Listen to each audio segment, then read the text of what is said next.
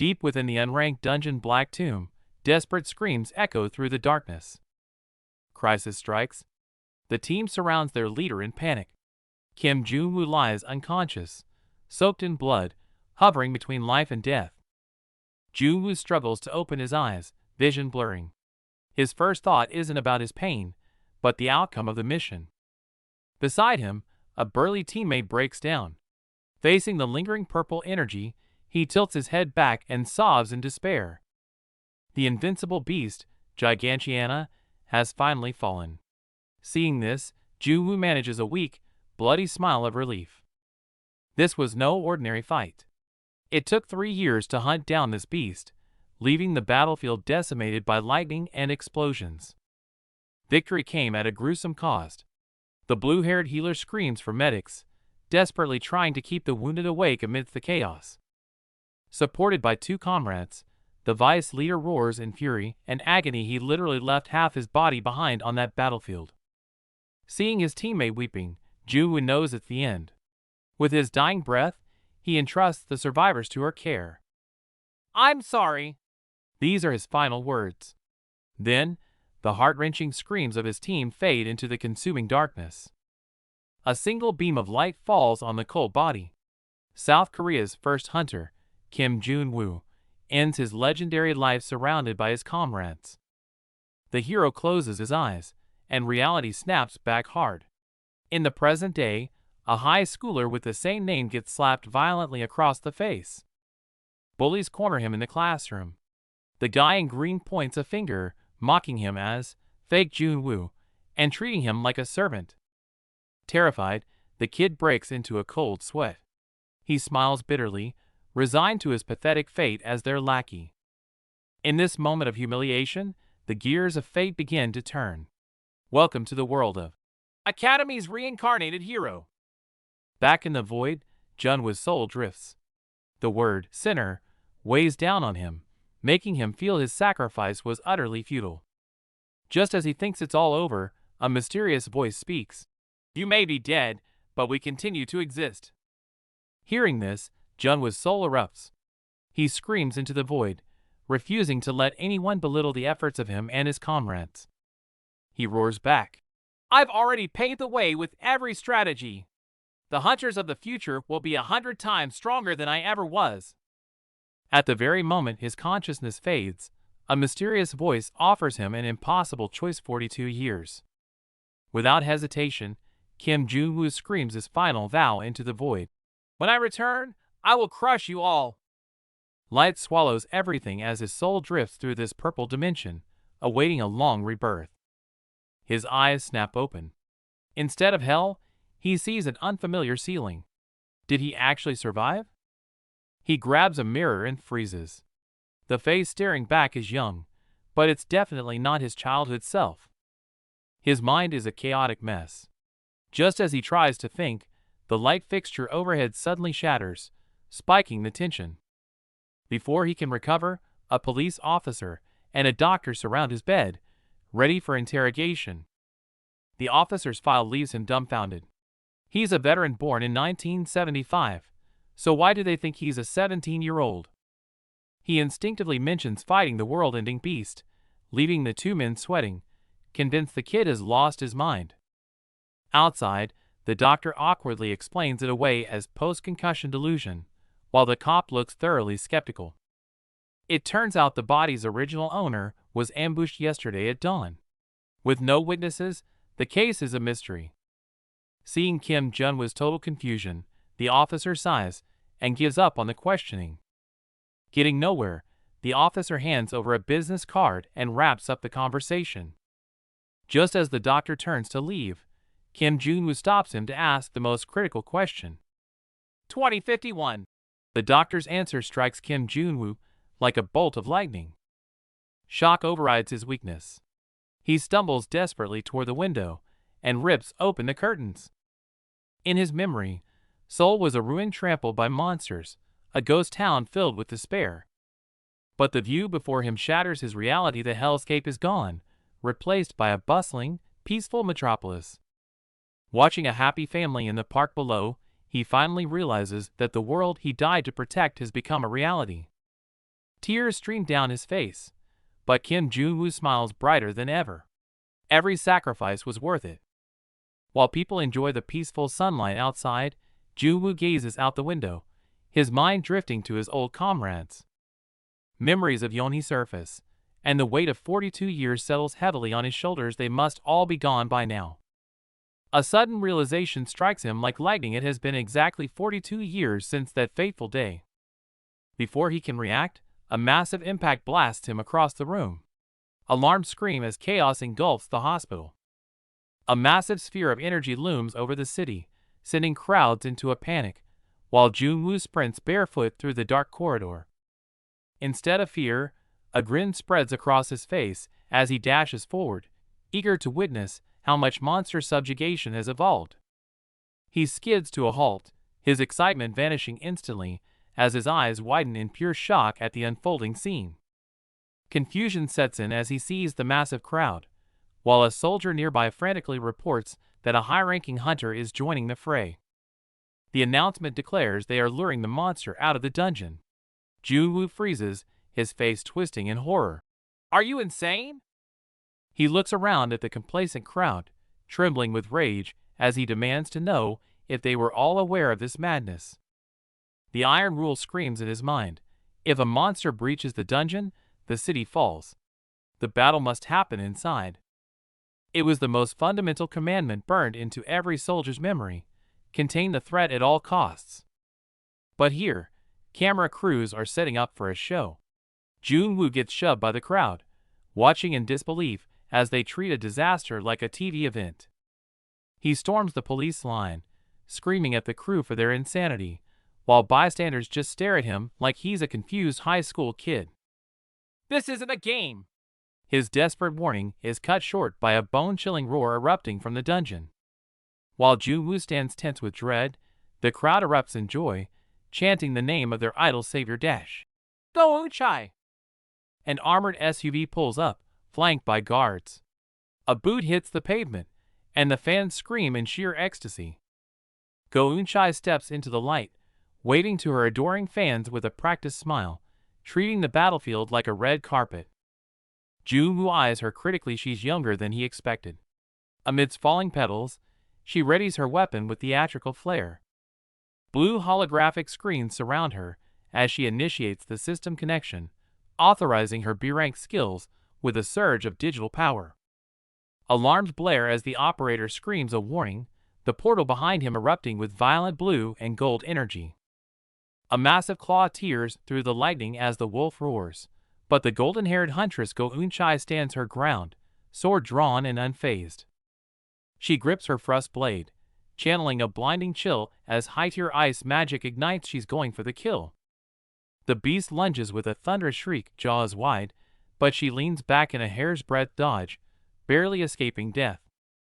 Capitalizing on the momentum, she slides across the battlefield at breakneck speed, a blur of motion under the cold moonlight. Her blade carves through the ice, unleashing a precise slash that erupts into a shockwave of blue energy upon impact. Fans watch in awe, calling the fight a beautiful dance, while a child innocently vows to become a hunter just like her. Watching the crowd cheer for Bloodsport, Kim Jong-woo smiles a cold, unsettling smirk that doesn't reach his crimson eyes. Back in the arena, Eun-chae charges straight into the monster's crushing stomp, delivering a fully charged slash against the lightning. She transforms into a streak of light, launching skyward as a storm of razor-sharp ice crystals bombards the target below. The beast tries to roar, but the freezing blizzard swallows it whole, trapping its massive frame in a prison of ice. Victory is absolute.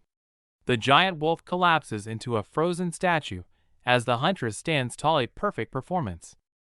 The stadium erupts into chaos, fans clutching their heads and screaming Go Eun-chae's name like they're at a pop concert. Amidst the deafening cheers, Jong-woo lets out a scoff of pure disdain. Is this a hunter?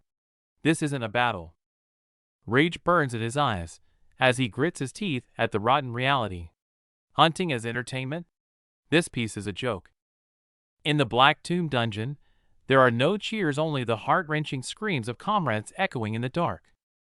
Bloodied and broken, Kim Jong-woo lies on the ground as his team desperately begs him to wake up, but he's fading fast.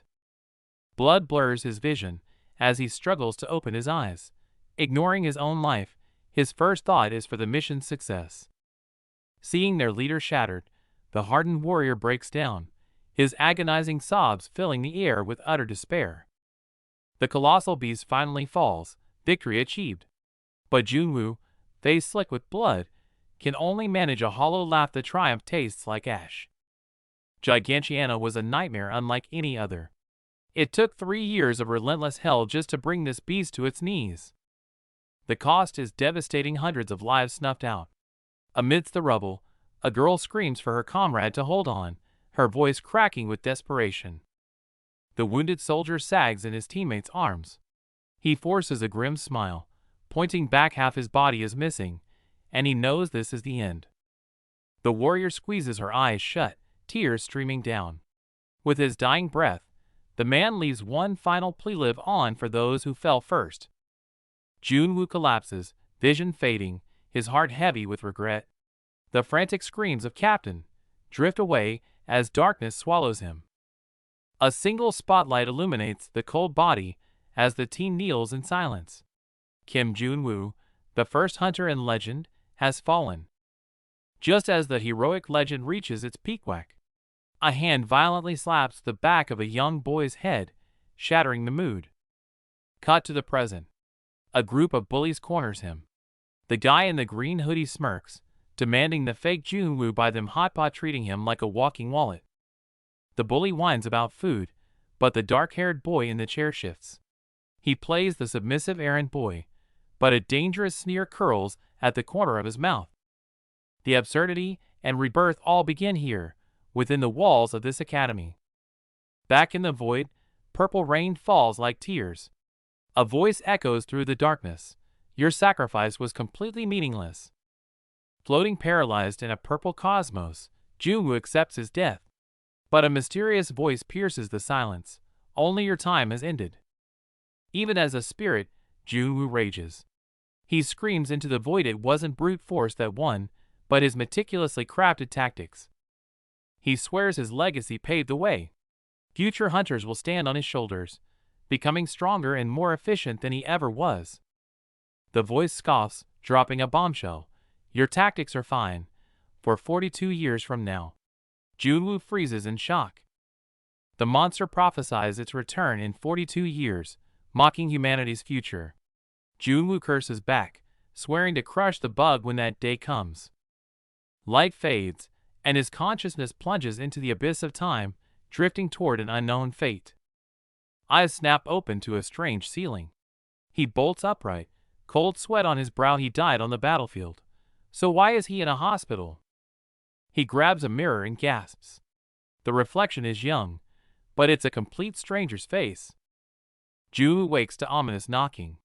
Before he can react, ceiling lights shatter above him, instantly spiking the tension. Before he can process the chaos, a doctor and a stern police officer loom over his bed. It feels like an interrogation. The cop states he's 17. Junwoo snaps back that he was born in 1975, leaving the two adults dumbfounded and sweating. He starts rambling about fighting the demon beast in a dungeon. The officer and doctor exchange confused glances, utterly lost. The cop whispers, asking if he's delusional. The doctor awkwardly suggests it's just post-traumatic confusion blurring reality. Getting nowhere, the cop explains Junwoo was attacked at dawn with no witnesses or CCTV, leaving the case a mystery. Overwhelmed by the nonsense, Junwoo falls silent. The cop sighs, realizing he won't get any answers today. The officer hands over a card, telling him to call if memories return, and finally leaves him be. As the doctor turns to leave, Junwoo stops him. Trembling, he asks the most critical question, "What year is it?" 2051. The number hits Junwoo like a sledgehammer. His eyes widen in absolute horror as his reality shatters. Screaming impossible, he loses control and hurls himself at the window, shattering the glass to escape this nightmare. In that moment, he braces himself, expecting to see the burning, monster-infested ruins of the hell he remembers. But instead of ash, he sees a gleaming, peaceful metropolis under a clear blue sky. He can't believe his eyes. Watching a happy family in the park below, the sheer peace of it all leaves him stunned and painfully alienated. The scene cuts to darkness. Manic laughter mixes with sobbing as a mysterious, inevitable fate begins to unfold. Elsewhere, a woman watches people play outside, quietly reciting the names of her fallen comrades with a heavy heart. It's been 42 years. She assumes her friends are long reunited in the afterlife, the weight of time pressing down on her. Suddenly, realization strikes like lightning. The date aligns exactly with the prophecy it's starting again. Back at the hospital, sirens wail. The building shakes violently, knocking Junwoo down as disaster warning blares. A blue portal rips open in the hallway. Chaos erupts as people flee, and Junwoo acts on instinct, sprinting away from the danger. Junwoo sprints down the hallway in his hospital gown, grinning like a kid. It's been 42 years, and he's dying to see how strong modern hunters have become. He skids to a halt, his smile vanishing instantly. Something's wrong on the street, and his eyes widen in pure shock. A massive crowd blocks the way, tension thick in the air. An armored commander yells into his comms a high-level hunter is joining the raid. While the broadcast warns people to stay back, the commander drops a bombshell. In 10 minutes, they're luring the monster out of the dungeon. The scarred commander glares at the crowd, his expression grim, demanding everyone's full attention for what comes next. But this is madness. The iron rule is to kill monsters inside the dungeon. If they escape, the whole nation could fall. This used to be the golden rule. Commanders would drill it into soldiers as the absolute bottom line, a protocol to defend with their lives. But the world has changed. Junwoo tries to intervene, but gets shoved back by guards, while a camera crew casually sets up for a live stream nearby. The hostess hypes up the show for ratings, while Junwoo loses it behind the police tape. Luring a monster out? Are you all insane? Veins pop on his forehead as he screams in pure rage. This is a man-eating monster, not some game for your entertainment. No one listens. The crowd goes wild chanting, "Go Eun-chai," treating a deadly raid like a pop idol fan meeting. Security tightens, a luxury car door opens. A boot hits the pavement, and the crowd erupts in deafening screams. Star hunter Go Eun-chai strikes a pose, basking in the flashbulbs, yelling, "Look at me!" as if walking a runway, not a battlefield. Someone casually comments on her age, while Eun-chai turns her back to the crowd, gathering blue mana in her palm for the show. No combat instinct here, just a system uplink. Authorization windows pop up, unlocking a B-rank skill like logging into a video game. Monster incoming! A warning blares as a massive magical barrier deploys, sealing the street with crackling energy. Darkness shatters as a giant wolf bursts from the ground, crackling with lightning, its blood-red eyes locked on its prey. Eun-chai doesn't flinch. Her sword glows with frost as an ice magic circle spins to life behind her, radiating power. The wolf roars, its voice shattering the pavement, but the slender figure stands her ground, facing the beast head-on. In a split second, her blade flashes under the moonlight, cutting through the smoke as she strikes with blinding speed. The grand finale. Eun-chai drops a massive ice sword from the sky, crushing the beast instantly. The fangirls go wild, screaming about how cool she looks, treating the fight like a pop concert.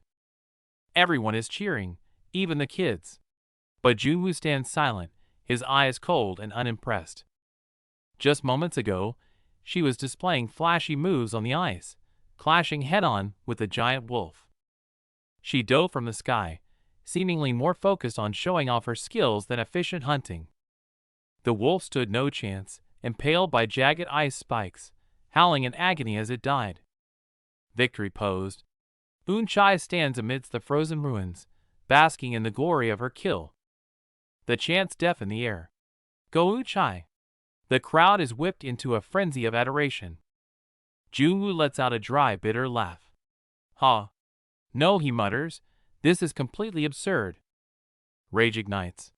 He grits his teeth, glaring at the scene. You call this a hunt? It's a joke. The whole system is rotten. It's all about the show, with zero regard for actual safety. The front line is a movie set, and the backup is where staff are taking selfies instead of guarding the perimeter.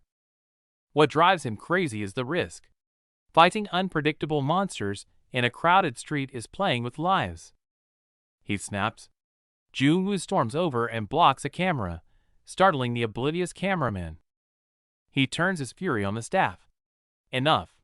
What the hell do you think you're doing? The staff freeze in shock as Jun-woo drills them. Dragging a monster out for a show? Are you insane? It could go berserk. Stray's skills could kill civilians. Your rear guard is wide open. You're begging for a disaster. Veins pop on his forehead. This isn't a subjugation. It's just a cheap, reckless street performance. A girl tries to argue with textbook rules.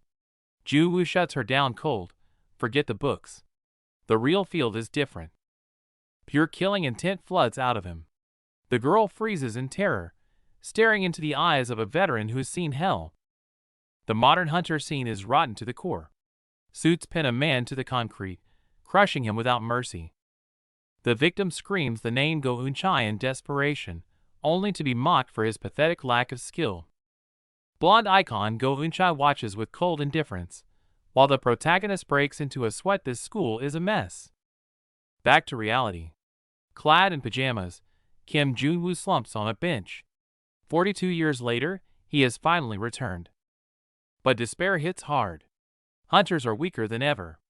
If the apocalypse returns now, humanity is finished. He clutches his head in agony. He needs to prepare, but who would believe a lunatic in pajamas? Suddenly, a spark. Strangers won't believe him, but his old squad, his brothers in arms, might still be out there. He pauses, frustrated. How to find them in this massive city? Wait, a memory surfaces. He recalls a kid mentioning an academy. Instantly, his mind flashes back to a sunset decades ago. If a hunter academy exists, only one man could have built it. He sprints, shouting the name Bae Wishik. Flashback to young Bae Wishik, a red-eyed rookie, looking completely baffled by the idea of an academy. Years ago, by the campfire, Wishik dreamed aloud. After the war, I'll build an academy to raise the next generation. They asked their leader Jun-woo to name it. He held his cup, looking utterly unprepared for the responsibility. He lazily suggested Korea Hunter Academy. Wishik exploded, sweating and yelling that it was way too basic. Present day. Seeing that exact name on the wall, Jun-woo laughs. The guy actually used the basic name. He marvels at the massive gate, only to jump when a guard barks at him from behind.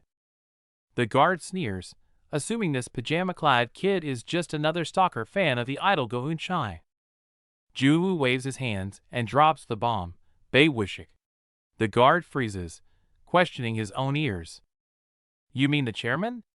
Jun-woo grins, bingo! The guard's jaw hits the floor in pure shock. Jun-woo arrives at the Hunter Academy. The guard sounds skeptical about a special admission student, but Jun-woo decides to just play along to get inside. Jun-woo confirms he's the student. The guard clicks his tongue in annoyance and leads the way, but Jun-woo notices a strange look in the man's eyes. Is that pity? They walk into the plaza, but Jun-woo suddenly freezes. His eyes widen, pupils shrinking in shock, and cold sweat runs down his face as he stares ahead. It's a massive portrait of his past self. The sheer scale of it is ridiculous. Jun-woo is flabbergasted, and even the guard seems taken aback by the intense aura.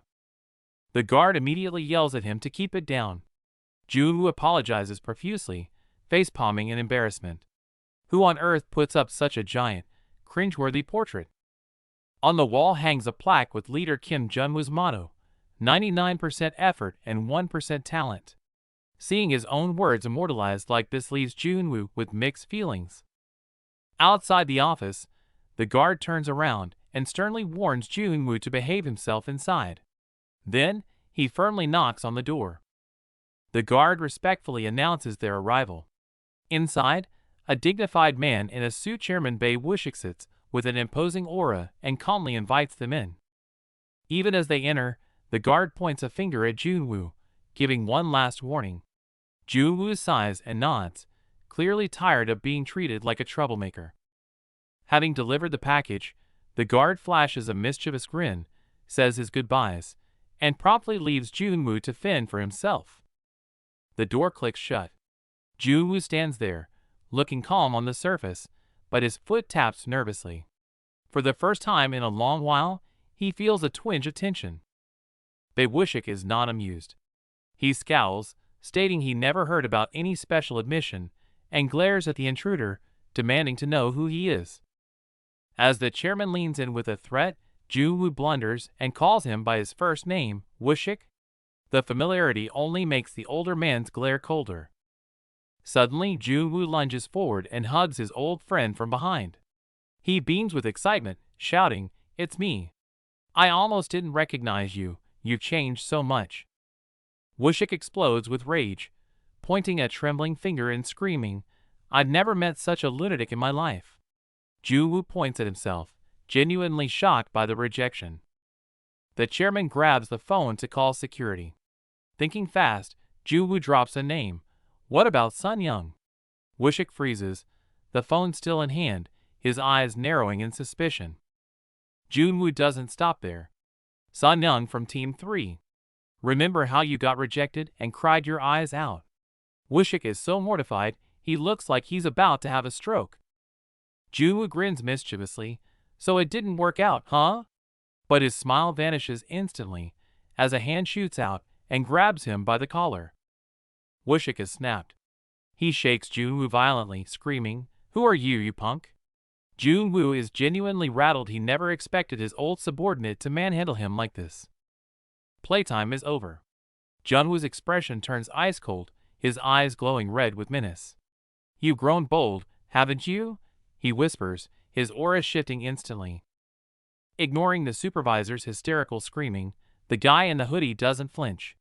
He casually catches the swinging hand, a mocking smile playing on his lips. The supervisor's eyes bulge with shock and sweat. Unable to accept the defiance, he screams about facing monsters, trying to regain authority through sheer volume. A massive spectral soldier manifests behind him. His eyes glow with intensity as he coldly retorts, "If you're going to take control, do it properly." Cut to the base camp at dusk. Under a purple sky, the dilapidated building stands silent, hinting that trouble is brewing. Trouble indeed. A desperate man in a hat holds a knife to a woman's throat, screaming like a lunatic for antibiotics and food. The guards sweat nervously as they exchange intel. The man was exiled for an infectious disease and has returned out of desperation to steal supplies. The protagonist arrives and assesses the situation. Seeing the man using a crying little girl as a human shield, he pauses, deep in thought. Panic sets in as the team approaches. The kidnapper strangles the screaming girl tighter, his face twisted in fear as he yells, "Stay back!" The hero looks down coldly from above. The kidnapper, losing his mind, plays his final card. "Do you want to watch this woman die?" Shockingly, the hero turns his back and coldly says, "Do as you please." Even the crows scatter as the kidnapper freezes in total disbelief. The kidnapper trembles, confused. The hero turns, staring with dead eyes. "What's wrong? Can't do it? Are you unable to kill her?" The kidnapper screams about saving his sister. The hero remains unmoved, countering with brutal logic. "If you want to save a life, be prepared to take one." Crouching into a combat stance, the hero's eyes overflow with killing intent. "In this world," he warns, "if you take control, you finish it." Provoked to the breaking point, the kidnapper snaps. Screaming then die peacefully. He lunges, thrusting the knife violently toward the hostage. Rain suddenly pours down as the kidnapper leaps like a beast. His dagger slices through the downpour, aiming straight for the hero's back. Snap! In an instant, the strike is caught. The hero turns, his crimson eyes glowing terrifyingly in the dark as he crushes the attacker's arm. With a violent throw, he tosses the kidnapper like trash.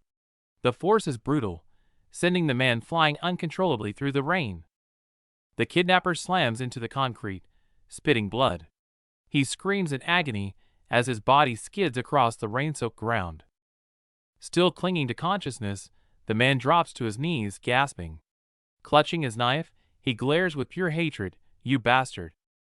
The thug in green loses it, screaming "Die," as he lunges for a desperate final kill. Jun-woo grins, equips the Ring of Patelis, and blasts him away with a crushing counterstrike. Energy gathers at his fingertips as he activates the skill explosive flick. The strike slams down, unleashing a massive shockwave that crushes the ground beneath.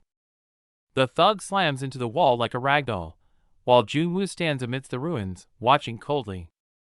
The fight barely over, Jun-woo orders the trembling accomplice to find antibiotics and search for the sister. The minion panics, stammering that the camp is over 100 kilometers away. It's impossible. Jun-woo silences the doubts with pure intimidation, forcing the minion to kneel and obey. Instead of killing them, he orders them to carry the wounded back. Force conscription begins now. Jun-woo waves casually as he walks away. His words were a team now sealing their fate. Scene shift. Chairman Bei stares in disbelief, unable to grasp that this child is his former commander. Jun-woo shrugs innocently, leaving Chairman Bei sweating and utterly bewildered by this absurdity. Seeing his old subordinate still in denial, Jun-woo sighs. Coming back from the dead as a kid is a hard pill to swallow. To prove his identity, Jun-woo drops the bomb, reminding Bei of the time he wet his pants during his first hunt. Cut to the academy, where Jun-woo rushes up the stairs, seemingly in a hurry. Chaos erupts in the office as the manager screams into the phone, demanding to know how this special admission student got in. The guard slumps on the bench, trembling with regret for misinterpreting the situation, now dreading the consequences. He peeks out nervously to explain, only to find Jun-woo standing there with crossed arms, freezing the moment. Desperate to regain his composure, the man drops to the floor and starts cranking out push-ups, chanting "Focus" to himself. Jun-woo presses an ice pack to his face, fighting the throbbing pain, while Woo-shik sweats bullets beside him. To prove his identity, Jun-woo had to expose Woo-shik's embarrassing past, leaving the chairman kneeling in shame. After the awkwardness, the mood shifts. Woo-shik laments how the world has changed, and Jun-woo's gaze turns cold.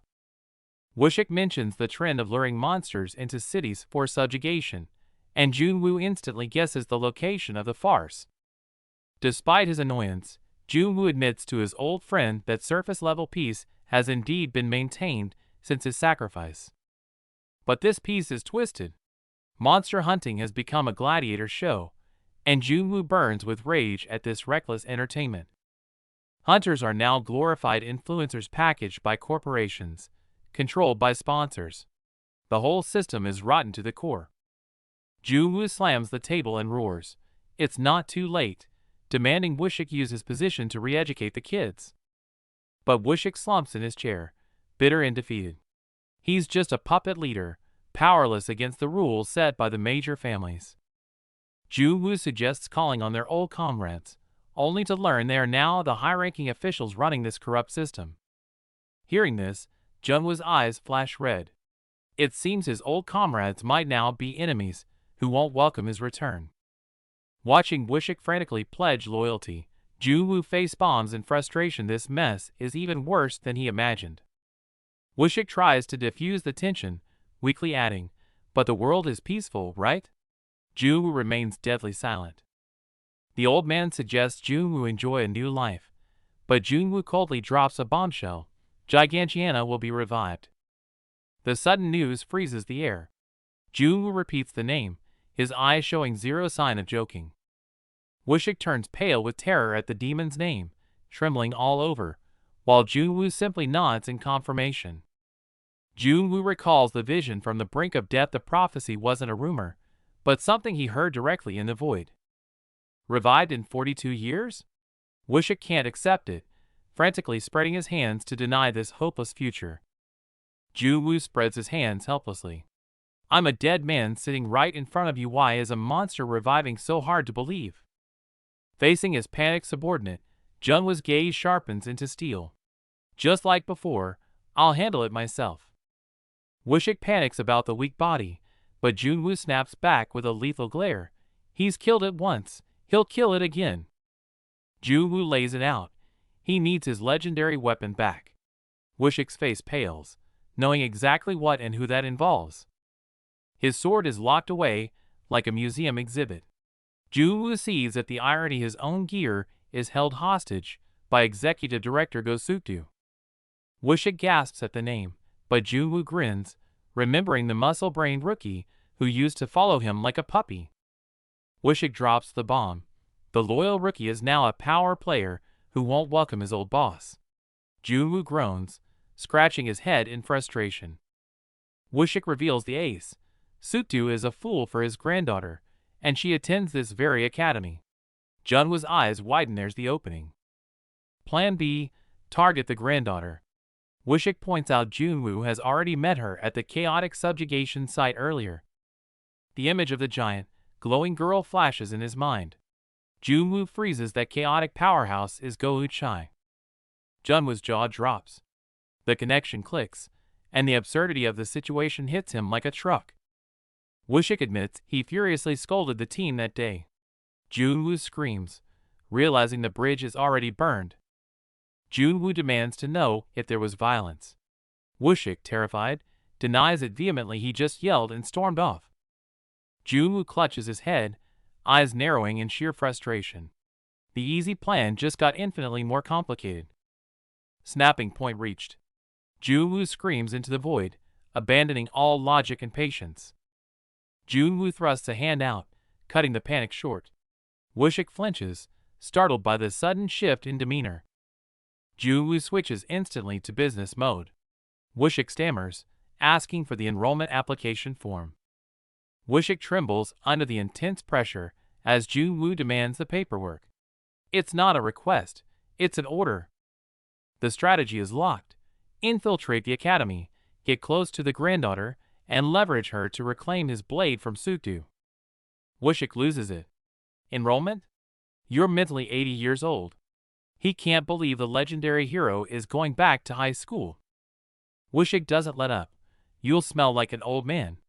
You'll either get bullied or bully them. Junwoo reels from the verbal assault. Rubbing his temples, Junwoo snaps, I'm not there to make friends. I grab the sword and I'm out.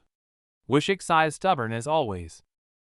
In the office, Junwoo slams his special admission form down with a smirk, calling out his old title. Chairman Bei looks exhausted, practically begging his former commander not to be too harsh on the fragile modern kids. Junwoo promises he'll go easy, but that fake smile screams trouble. He immediately flips the script, sweating a bit as he demands the chairman tolerate whatever chaos he's about to cause. The chairman keeps lecturing him about how fragile students are these days. Junwoo snaps, losing his patience and shouting at his old subordinate to stop nagging him like a mother hen. The next day, the sun rises over Hunter Academy. The prestigious institution stands tall, completely unaware of the legendary chaos that's about to walk through its doors. Standing before Class 1E, Junwoo hesitates. Despite his centuries of experience, the old veteran actually feels a rare twinge of nervousness about his first day of high school. He steels himself, remembering the chairman's request. The plan is simple. Keep a low profile and stay under the radar until he can locate his target, Go Uchai. Before he can even touch the door handle, a sharp voice cuts through the air. Junwoo spins around in genuine shock, caught off guard by the sudden confrontation. A blonde girl stands there with an icy glare, ordering him to move if he's not going in. The legendary hunter instantly crumbles, stammering out an excuse like a terrified schoolboy.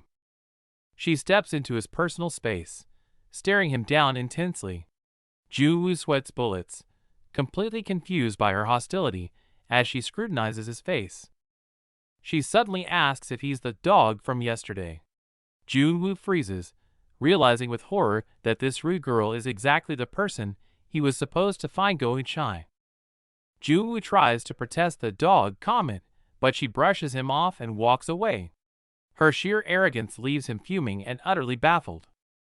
As Junwoo walks into the classroom grumbling about kids these days, a sharp-eyed student in the corner notices him, his expression instantly shifting to suspicion. The atmosphere in the room shifts. Students start whispering and pointing, realizing this new guy is the same maniac who caused a scene yesterday. Gossip spreads like wildfire. Girls gasp in disbelief, while one student breaks into a cold sweat, looking like he's just seen a monster walk into their classroom. Junwoo ignores the stares and heads for a seat. He's actually disappointed. He expected a hardcore military academy with weapons everywhere, not this ordinary high school vibe. He wonders where to sit, only to find a desk occupied by a massive, flashy bouquet of roses. The card reads, "Congratulations on your enrollment, Director Bae Wushik." Junwoo's face turns green. Is his old subordinate trying to sabotage his low profile? This dramatic gesture looks more like a marriage proposal than an enrollment gift. He disgustedly shoves the expensive bouquet aside, grumbling about the waste of money. To a survivalist like him, anything you can't eat is just useless trash. Before he can settle in, shouting erupts. A teacher is screaming at a student, the tension in the room spiking instantly as the conflict explodes. At the door stands an arrogant delinquent, yawning and complaining loudly. He's furious about being woken up early for school, showing zero respect for the teacher or anyone else. The atmosphere in Class E is suffocating. From the corner, a snide voice mocks Junwoo for acting like he's in charge.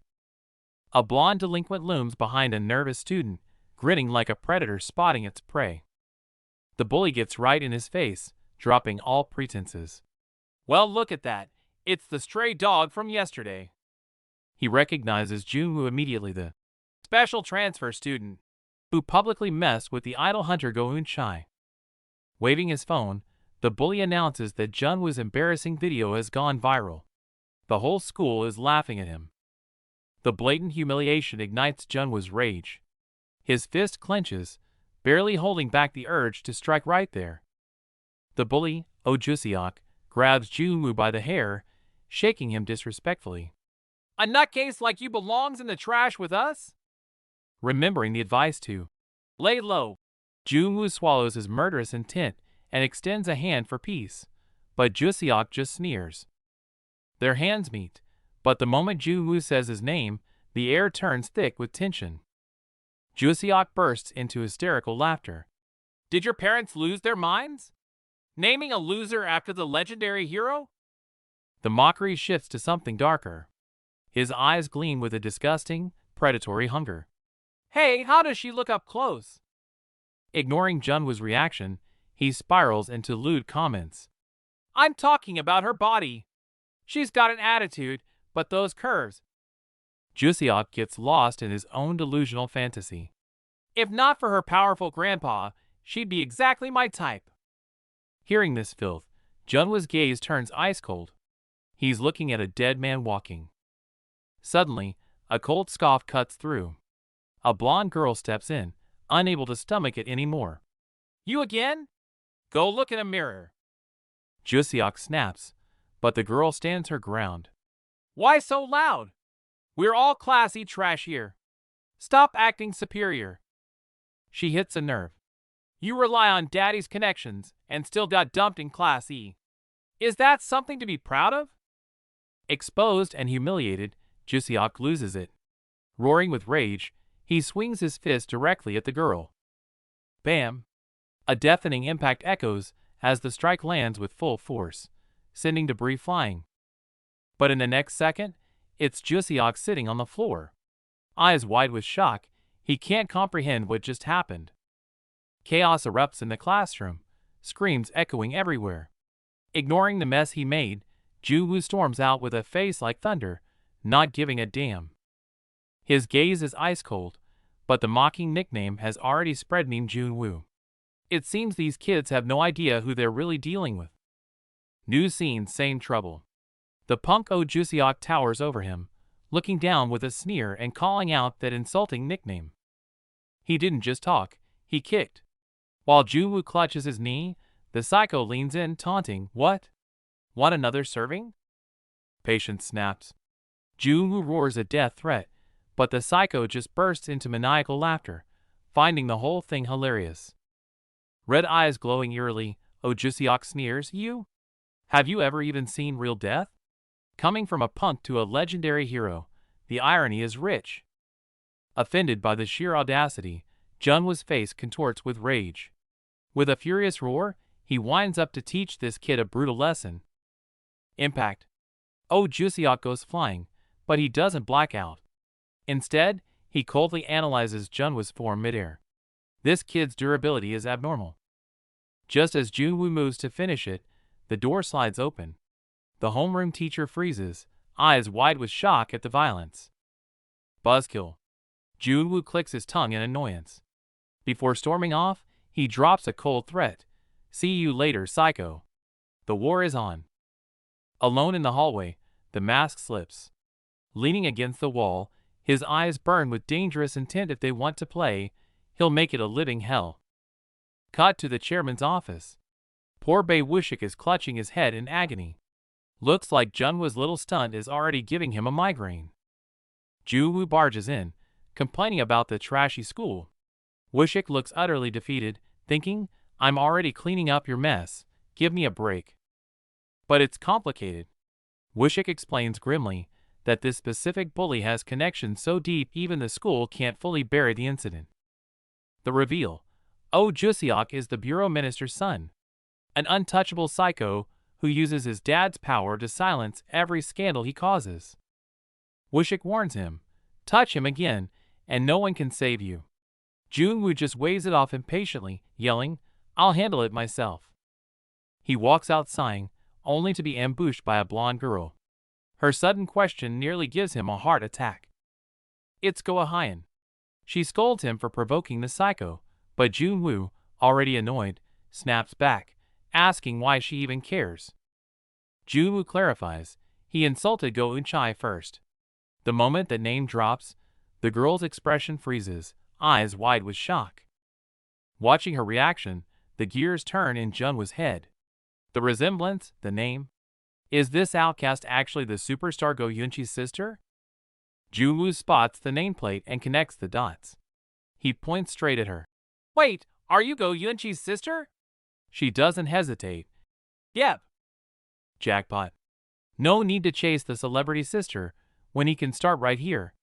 Junwoo plays the sympathy card, claiming he's also an illegitimate sibling to build a bond. Bad move. She clutches her head, revealing she's a total outcast. Ignoring her pain, Junwoo presses on about the one person he actually cares about, her grandfather. Her expression turns ice cold. "Great relationship," she sneers. "He's the old geezer who kicked me out of the family." Junwoo pauses, caught off guard.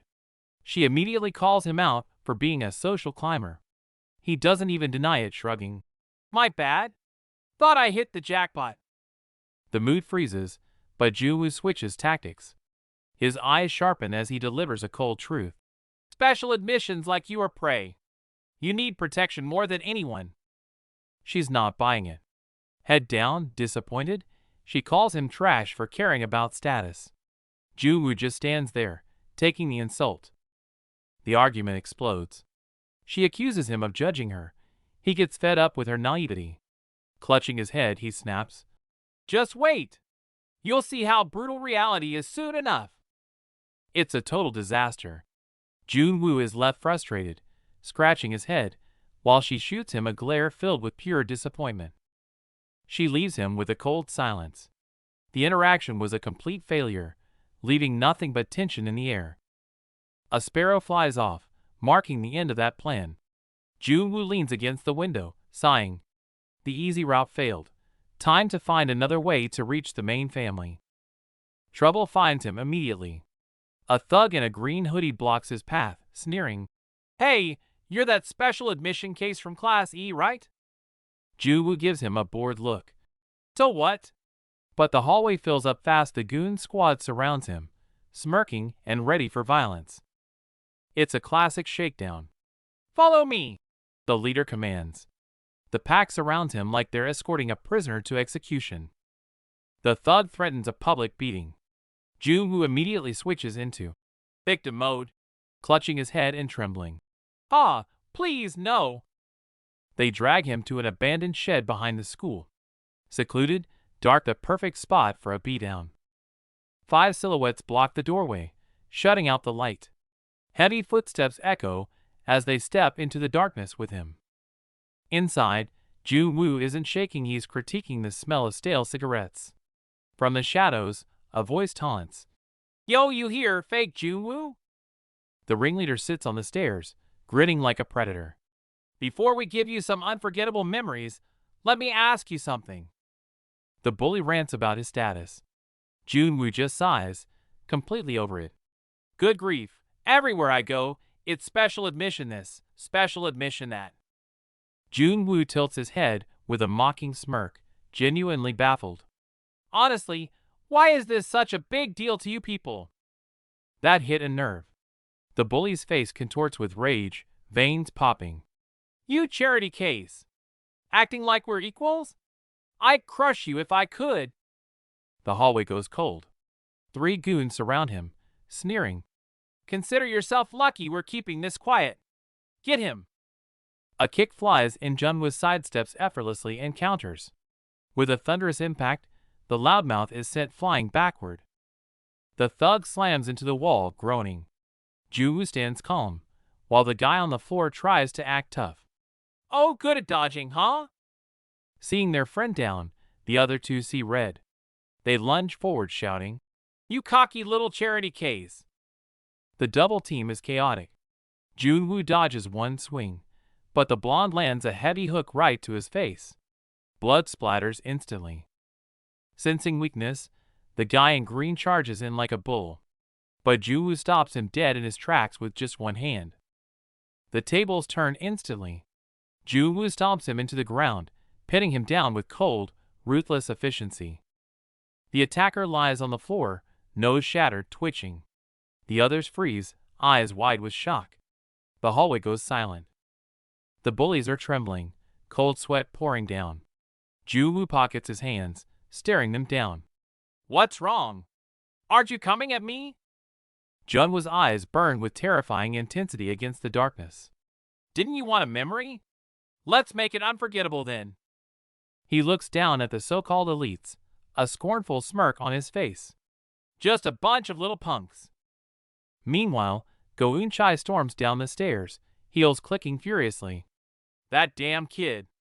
She replays their argument, Jung-woo mocking their obsession with status, and her snapping back. "You talk big for someone who knows nothing." Gossip spreads fast. "Hey! Oh, Jusiok's gang took the special admission kid. He's done for. Serves him right. Fastest dropout in history." Someone sneers. Eun-chai pauses as a student asks about telling a teacher, only to be shut down. "Stay quiet." Eun-chai closes her eyes, Jung-woo's stinging words echoing in her mind. "Looks like you're no different from them, obsessed with background." She takes a deep breath, ignores the gossip, and walks straight toward Class 1E. The blonde girl marches toward Class 1E. Behind her, a shadowy figure watches silently, creating an eerie sense of being stalked. Chaos in the classroom. A student lies bleeding on the floor, while a dark-haired boy approaches calmly, hands in pockets, amidst the shock. In a warehouse, the ringleader sits high up, screaming at his terrified lackeys to attack. The underlings tremble, caught between fear and obedience. The purple-haired bully scoffs at the injury, mocking his victim's physical and mental weakness with a cruel, red-eyed glare. It's forced training. The bully sits comfortably, demanding the battered victim on the floor use his skill, despite the blood and exhaustion. The 2 lackeys cower in the dark. Terrified of expulsion, but more afraid of their leader, they have no choice but to obey. Suddenly, the lackeys clutch their wrists in agony. The protagonist recognizes the bracelets instantly. They aren't jewelry, they're disguised weapons. The protagonist steps in, shielding the victims. With a firm stomp and a cold enough, get lost, he takes control of the situation. The bully, Oh Jusiok, snaps and accesses the system. Ignoring his lackey's warning about disciplinary action, he screams in rage and prepares to fight. System alerts flash as a D-rank combat skill unlocks. Jusiok glows with purple energy, while the protagonist watches with a cold, unimpressed stare. The weapon materializes a massive black trident. Jusiok grips it, grinning maniacally, convinced he now holds the ultimate power.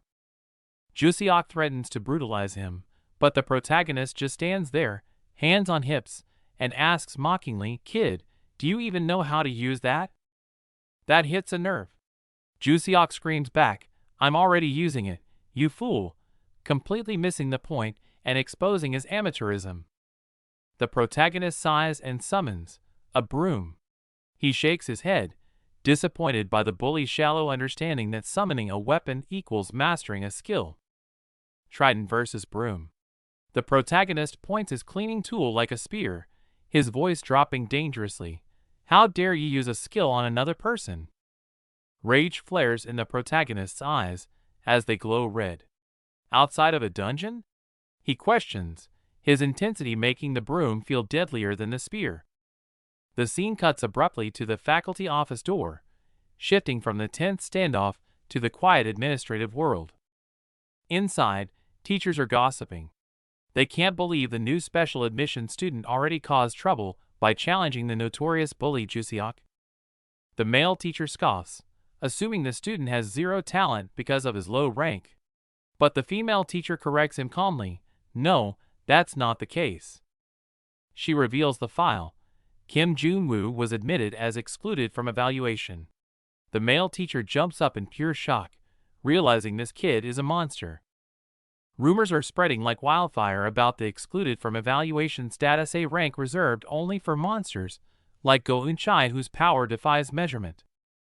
The girl with glasses is baffled. If he's that strong, why class E? She doesn't realize it's the chairman's order to keep Junwoo's power under wraps.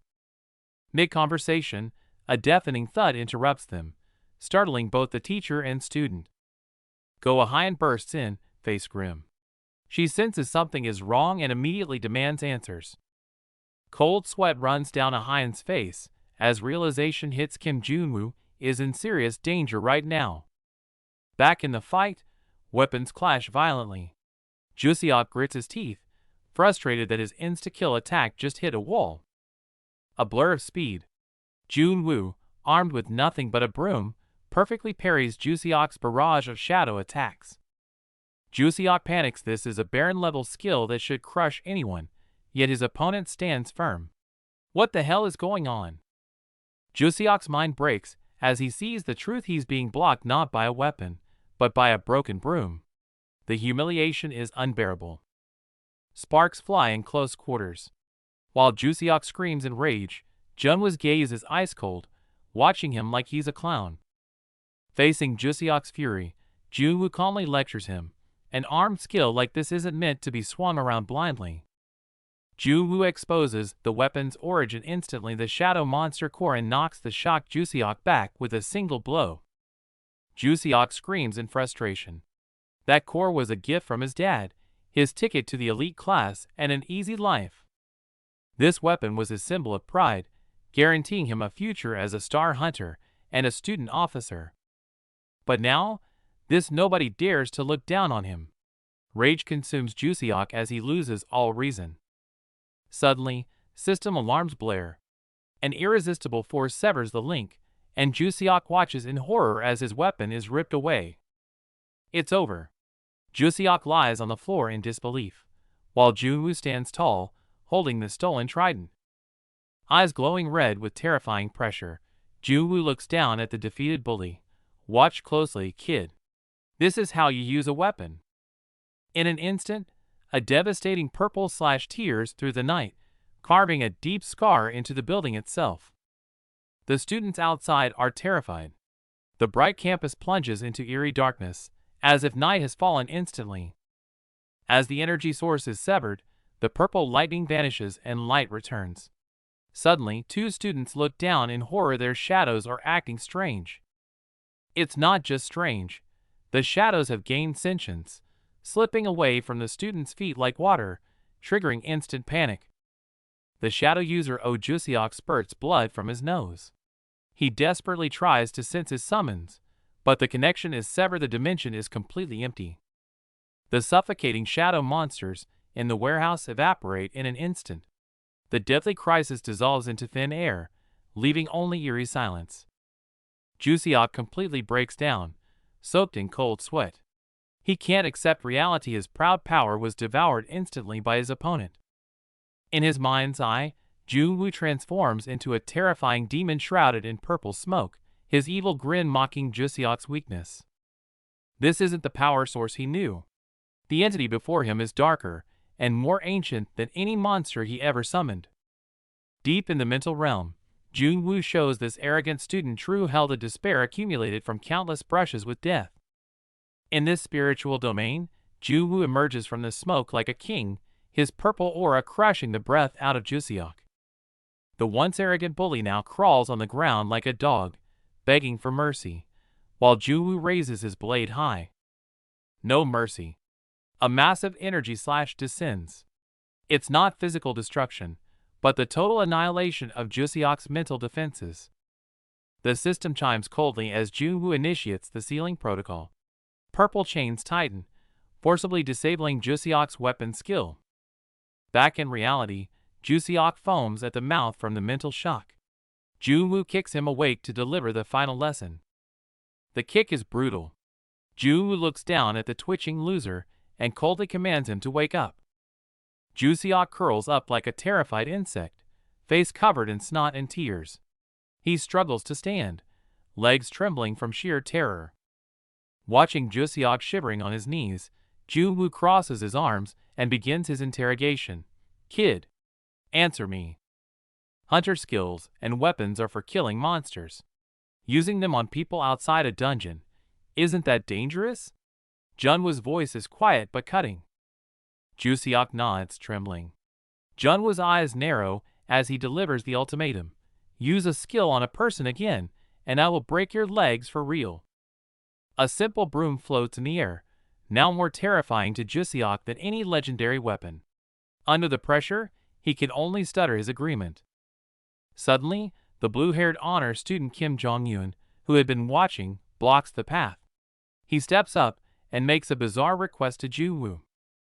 Junwoo doesn't flinch. Back turned, he coldly taunts the group, daring the fat bully to hit him with everything he's got or risk becoming a laughingstock. The bully shakes with pure rage, fists clenched tight. Junwoo stares him down with icy eyes, impatiently demanding full force to end this quickly. The bully snaps, roaring as he delivers a crushing blow. The impact sends Junwoo crashing down, blood splattering across the floor, causing terrified students to scream and scatter. Junwoo sits amidst the blood, clutching his face. The glasses girl trembles as she helps him, horrified by the brutality, while Junwoo calmly confirms the blood on the floor is his own. A student shouts, demanding everyone go to the faculty office. In the corner, the blonde girl, Goa Hyun, watches the chaos unfold with a cold, calculating gaze.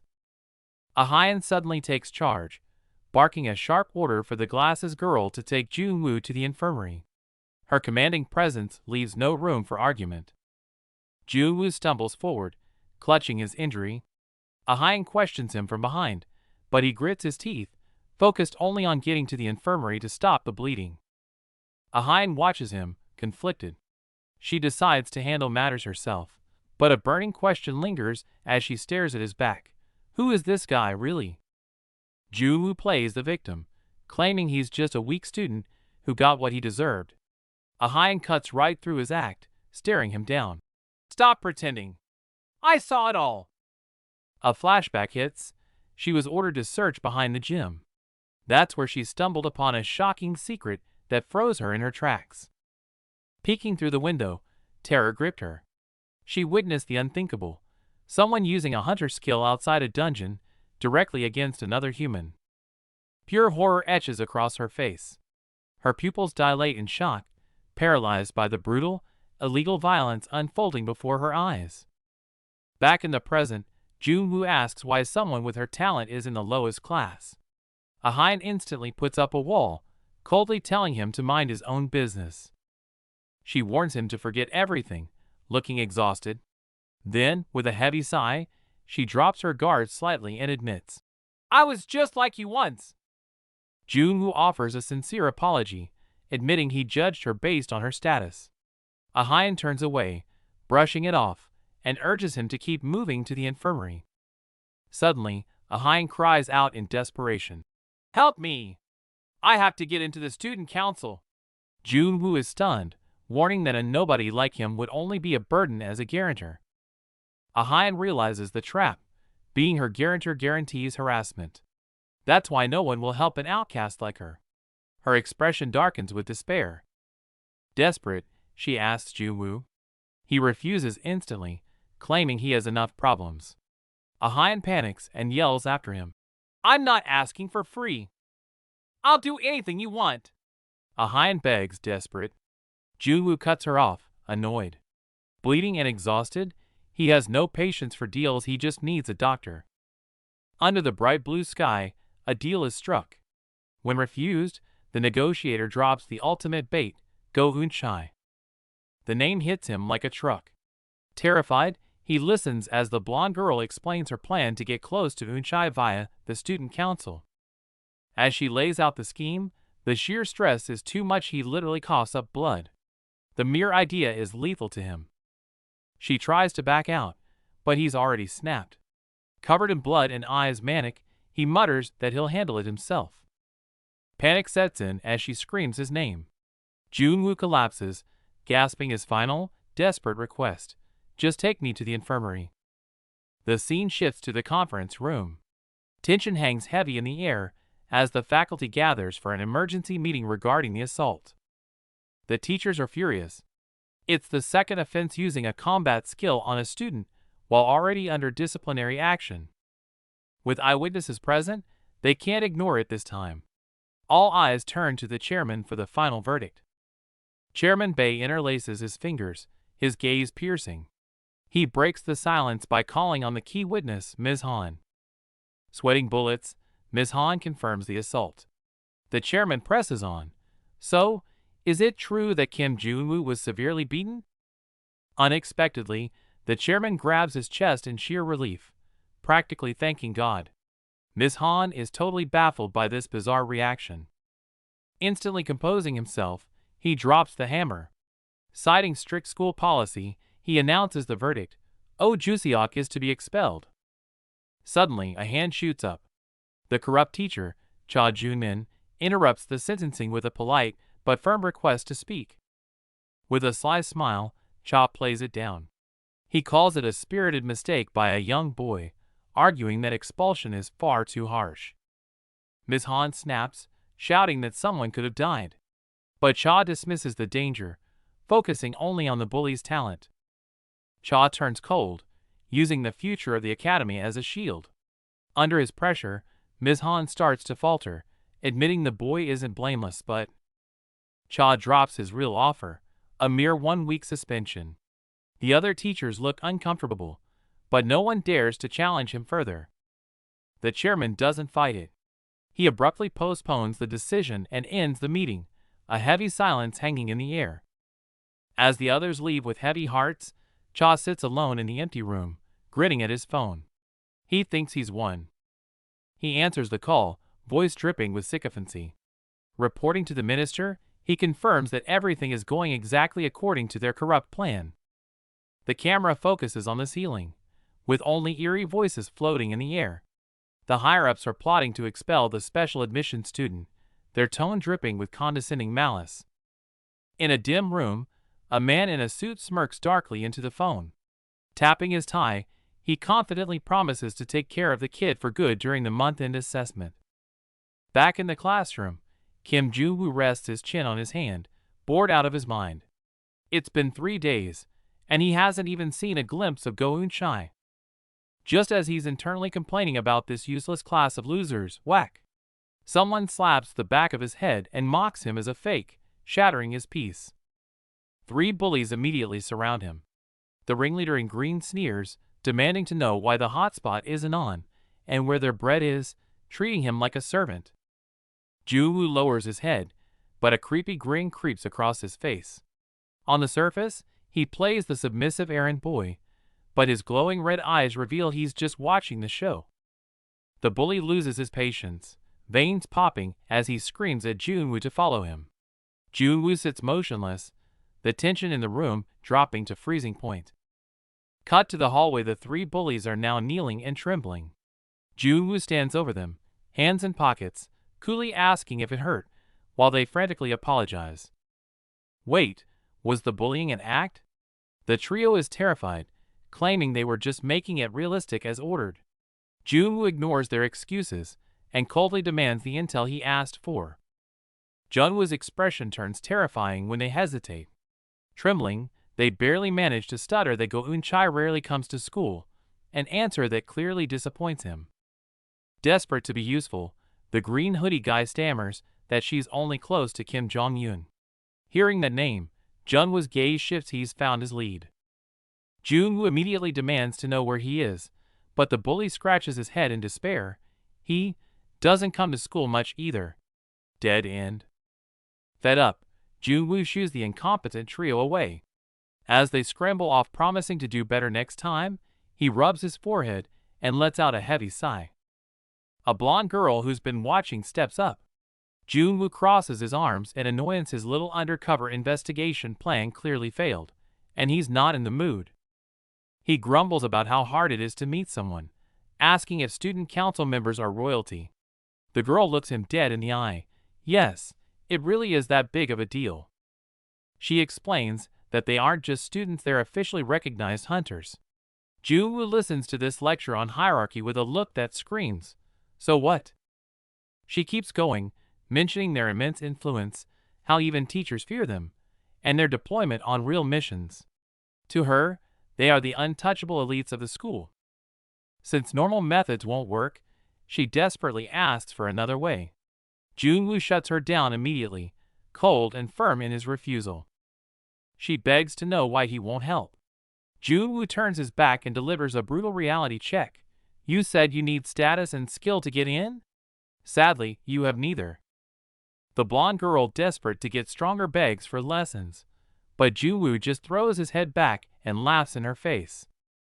His laughter dies instantly, replaced by a terrifying purple aura, as he warns her that his training is a death sentence. Turning her back, but clenching her fists, the blonde girl scoffs, questioning why he's aiming for the student council when it's out of his league. Elsewhere, faced with cold rejection, the silver-haired girl breaks down, sobbing that she'd rather die than fail to join the student council.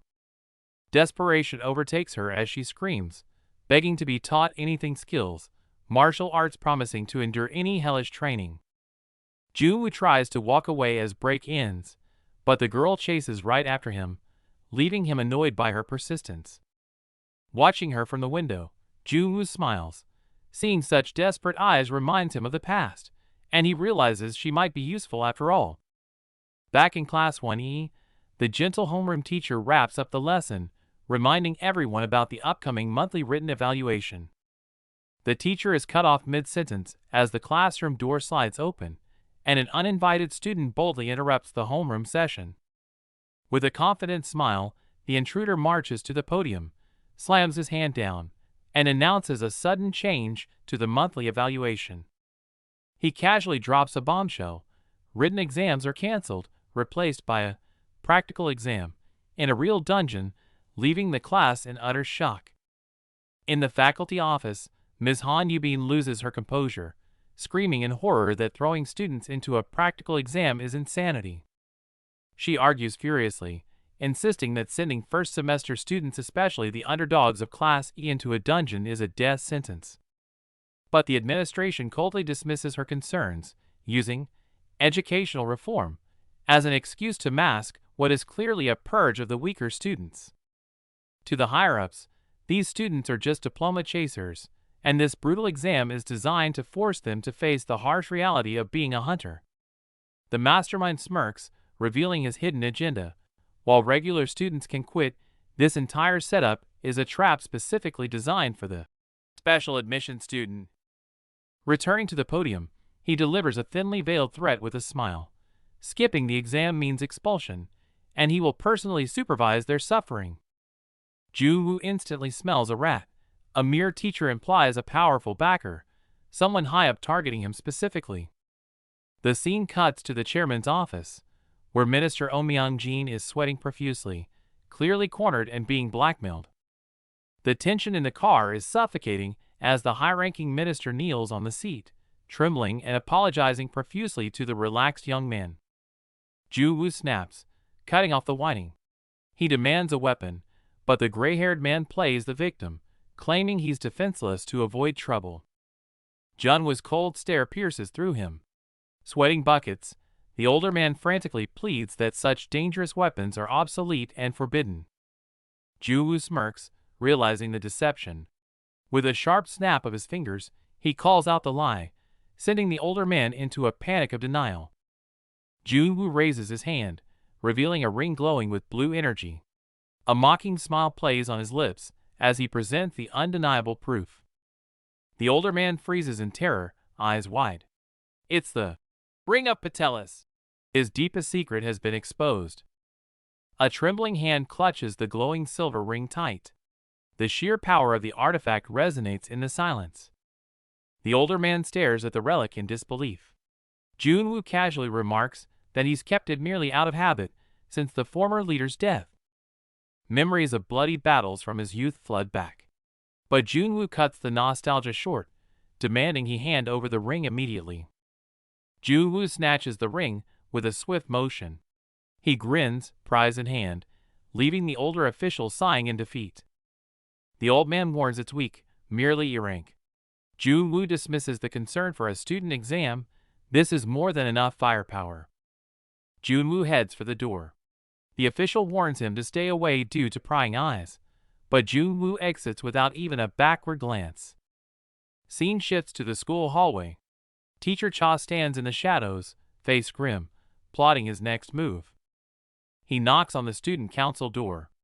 A sound from within catches him off guard, sparking a look of surprise. The door swings open. The teacher steps in, only to be startled. It's not who he expected, but Kim Jong-un sitting there. Jong-un questions his presence. The teacher scoffs, insulted. I'm a teacher. I go where I please. Don't get cocky just because you're on the council. Suppressing his rage, the teacher marches toward the desk. He grits his teeth. He has to endure this insolence for the plan. He slams his hand on the desk. The monthly evaluation is now a combat exam, and the student council must send a supervisor. Jong-un keeps typing, barely listening. Jong-un pauses. A combat exam? The teacher smirks, expecting a yes, but Jong-un shuts him down cold. Can't do it. My schedule is full. Then get someone else. The teacher snaps. Jong-un shrugs it off. Everyone's busy. The teacher's patience snaps. He's running out of options. The office is tense. The corrupt teacher screams at Go Eun-chai to cancel the exam, but she just types away, hitting him with cold sarcasm. He yells about how much he supported her in the past, but she shuts him down, instantly reminding him her grandfather holds the real leash. Just as the teacher loses it, Kim Jong-un barges in with a sunny smile, freezing the room and forcing the teacher to swallow his rage. Jong-un casually asks why he's there. The teacher, sweating bullets, lies that Go Eun-chai is too busy to evaluate the exams. Jong-un seizes the chance, flashing a grin and volunteering himself since he's also on the council, trapping the teacher in his own lie. Annoyed but cornered, the teacher orders him to handle the paperwork elsewhere. Jong-un happily complies, knowing he's won. Before leaving, Jong-un checks with Eun-chai. She coolly claims she's dropping out of the task, feigning complete disinterest. Eun-chai shoots him a sharp look, asking why he's suddenly helping a teacher he clearly despises. Jong-un drops the smile, his expression deepening. He admits he's not helping, he's just keeping a close watch on him. His real target is the new special admissions student, the guy who humiliated the school bully on day one. Jong-un recalls his investigation. The new guy isn't just lucky. He's systematically dismantled Oh Jusiot publicly. He leans in with the kicker.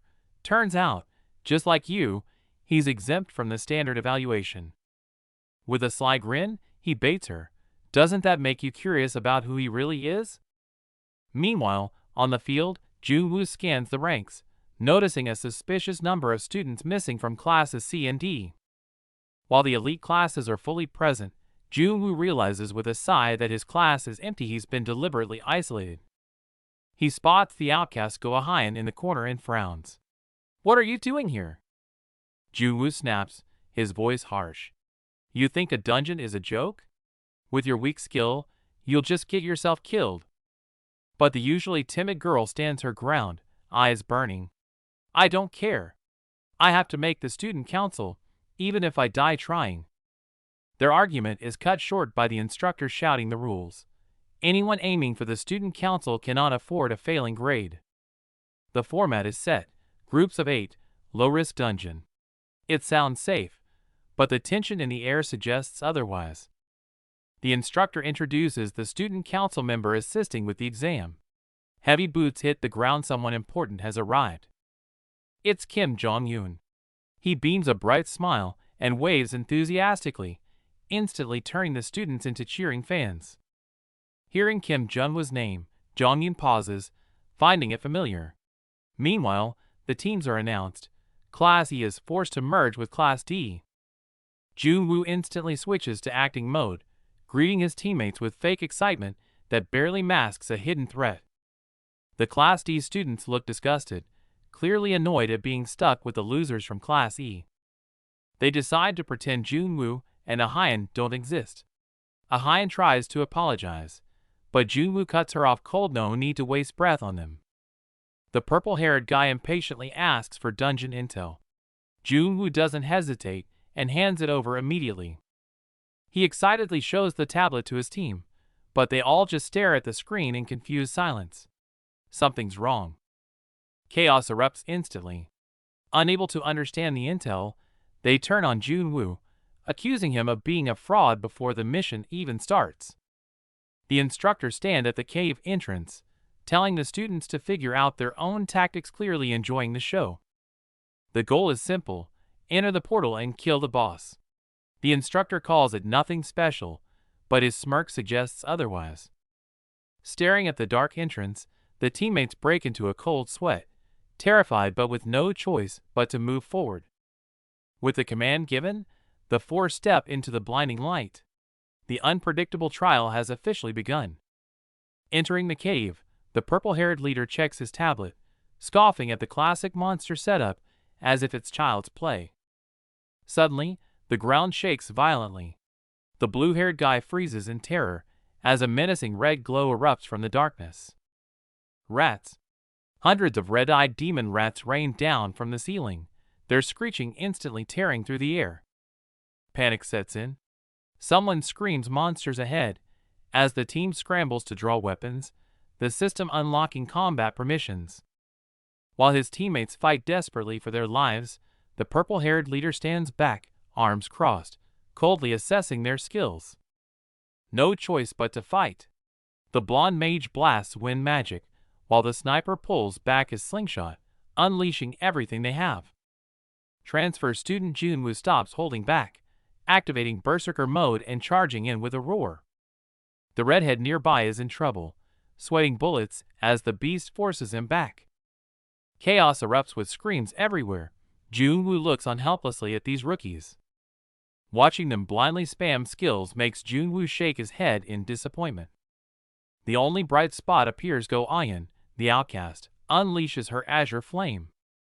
Blue flames instantly engulf the wolf, incinerating it amidst blood-curdling screams. Even the arrogant heiress Go-Eun-chai is stunned by the control of an E-class student. Her technique is raw but talented. Meanwhile, the others are already gasping for air.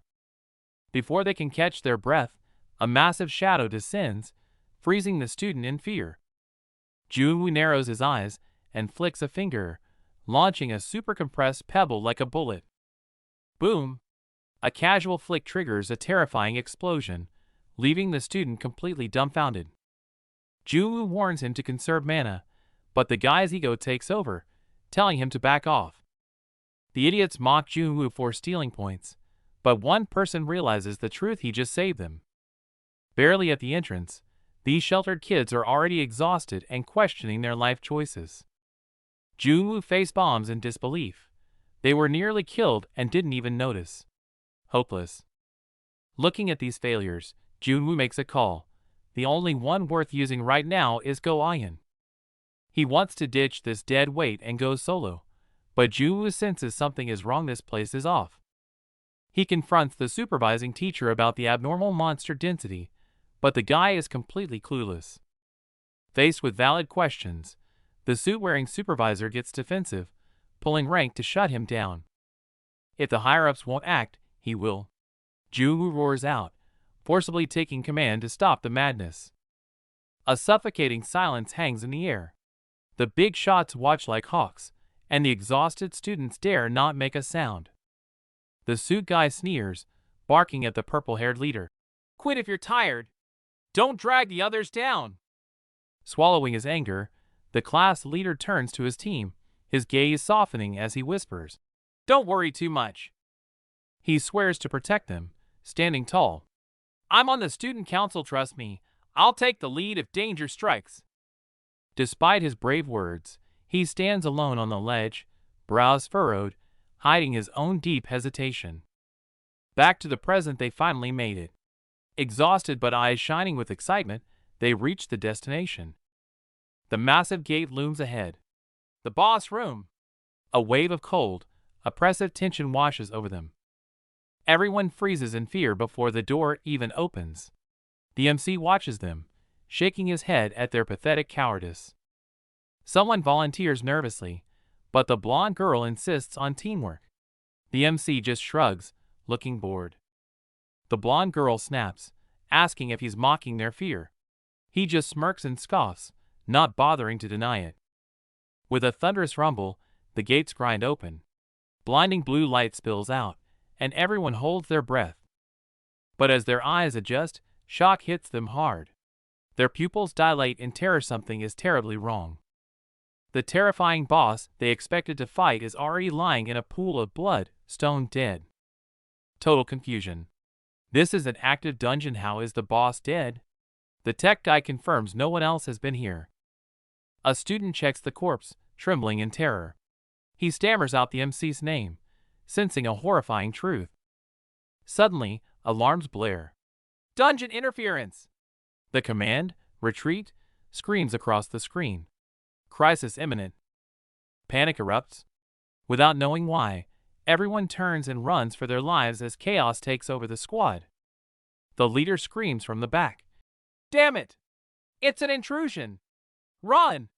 1 second of hesitation means certain death. As they flee, they cast one last terrified look at the massive corpse, the heavy scent of blood choking them. Then, true despair strikes. A terrifying wolf beast tears through the darkness, snarling at a student who collapses in fear. Panic erupts in the corridor.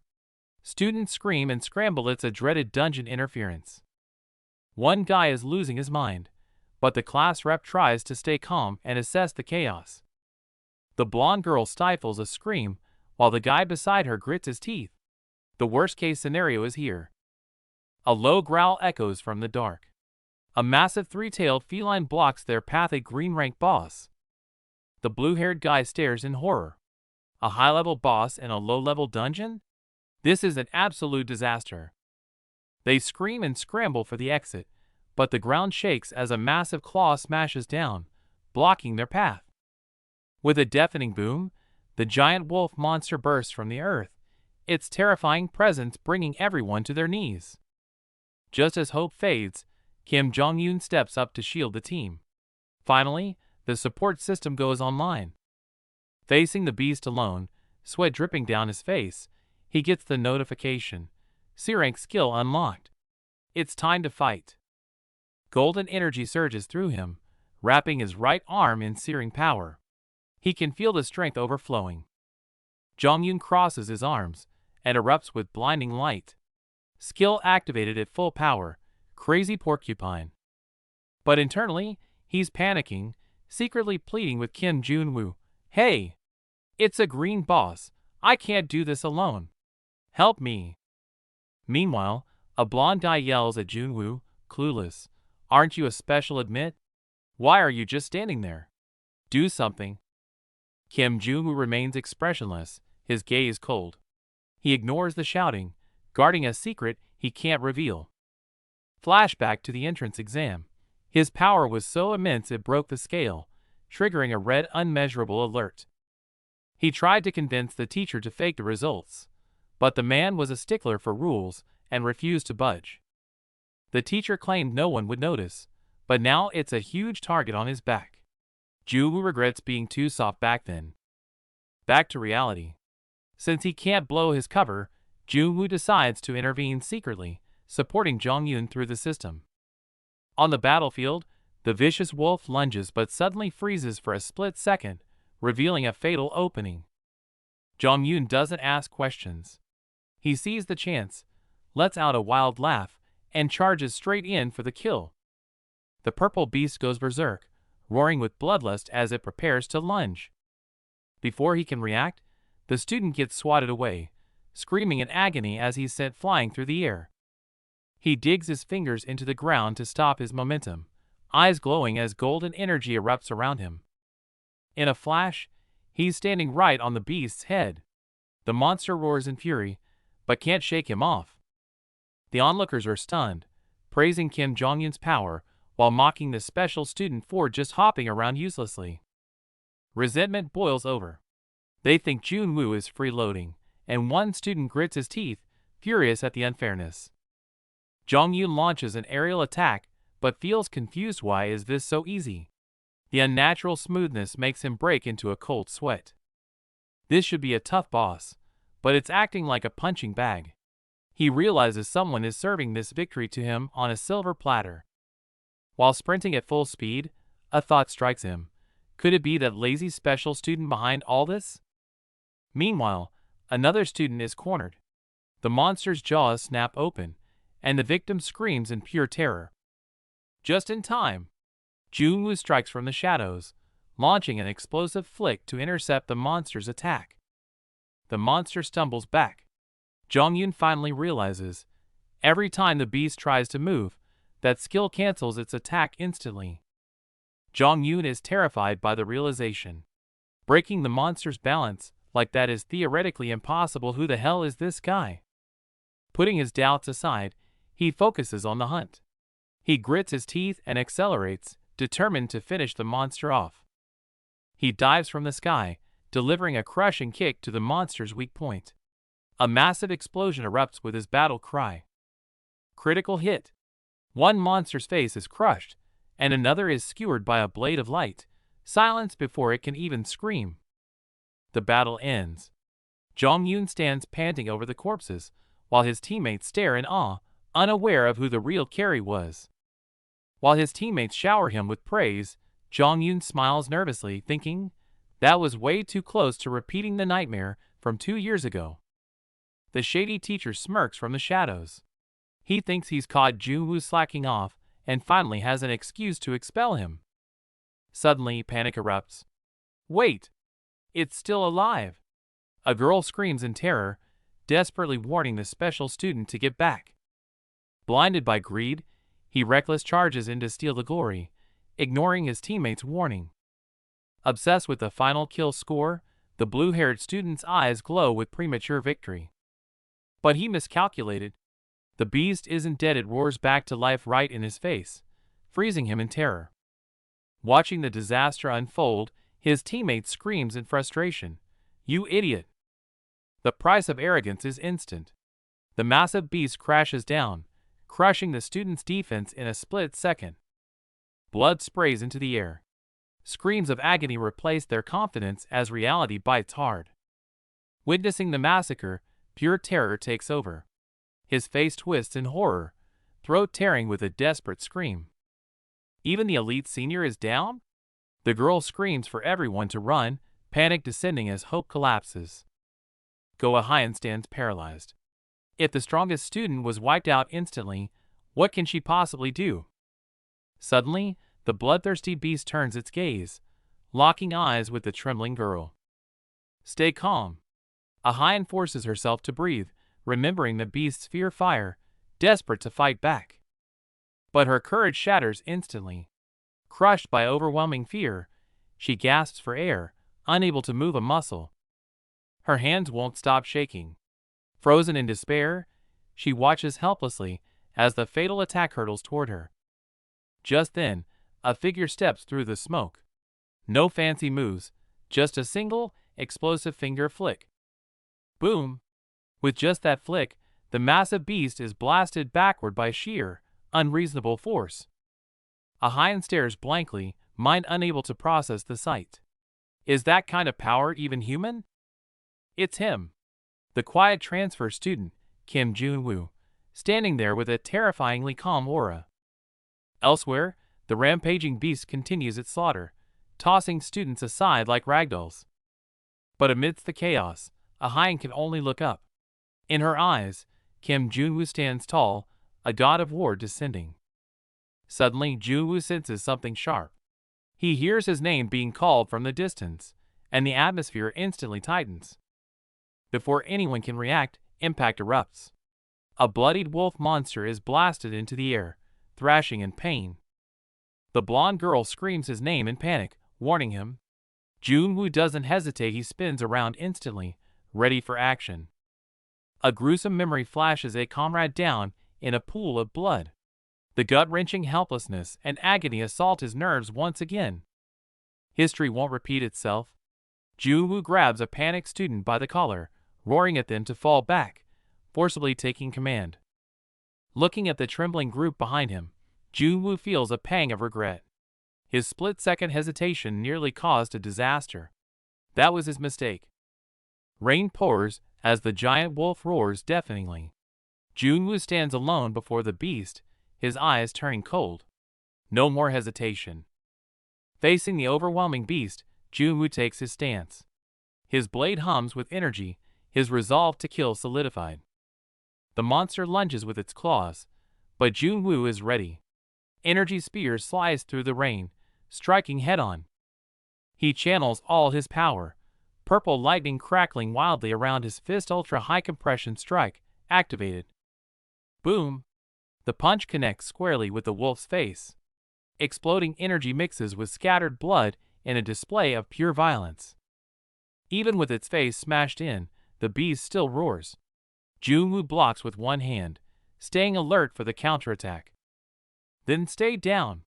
Jun-woo becomes a demon in the rain, unleashing a torrential barrage of lethal punches, giving no quarter. Amidst the chaos, a pink ring floats silently in the rainy night, radiating an eerie and mysterious aura.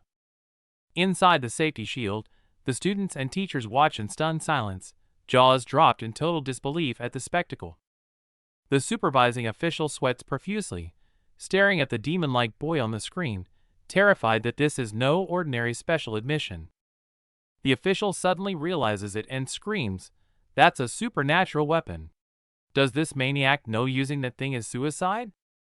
Facing the crushing fist descending on him, Jun-woo just lies there and scoffs. The price? The penalty? He knows it better than anyone.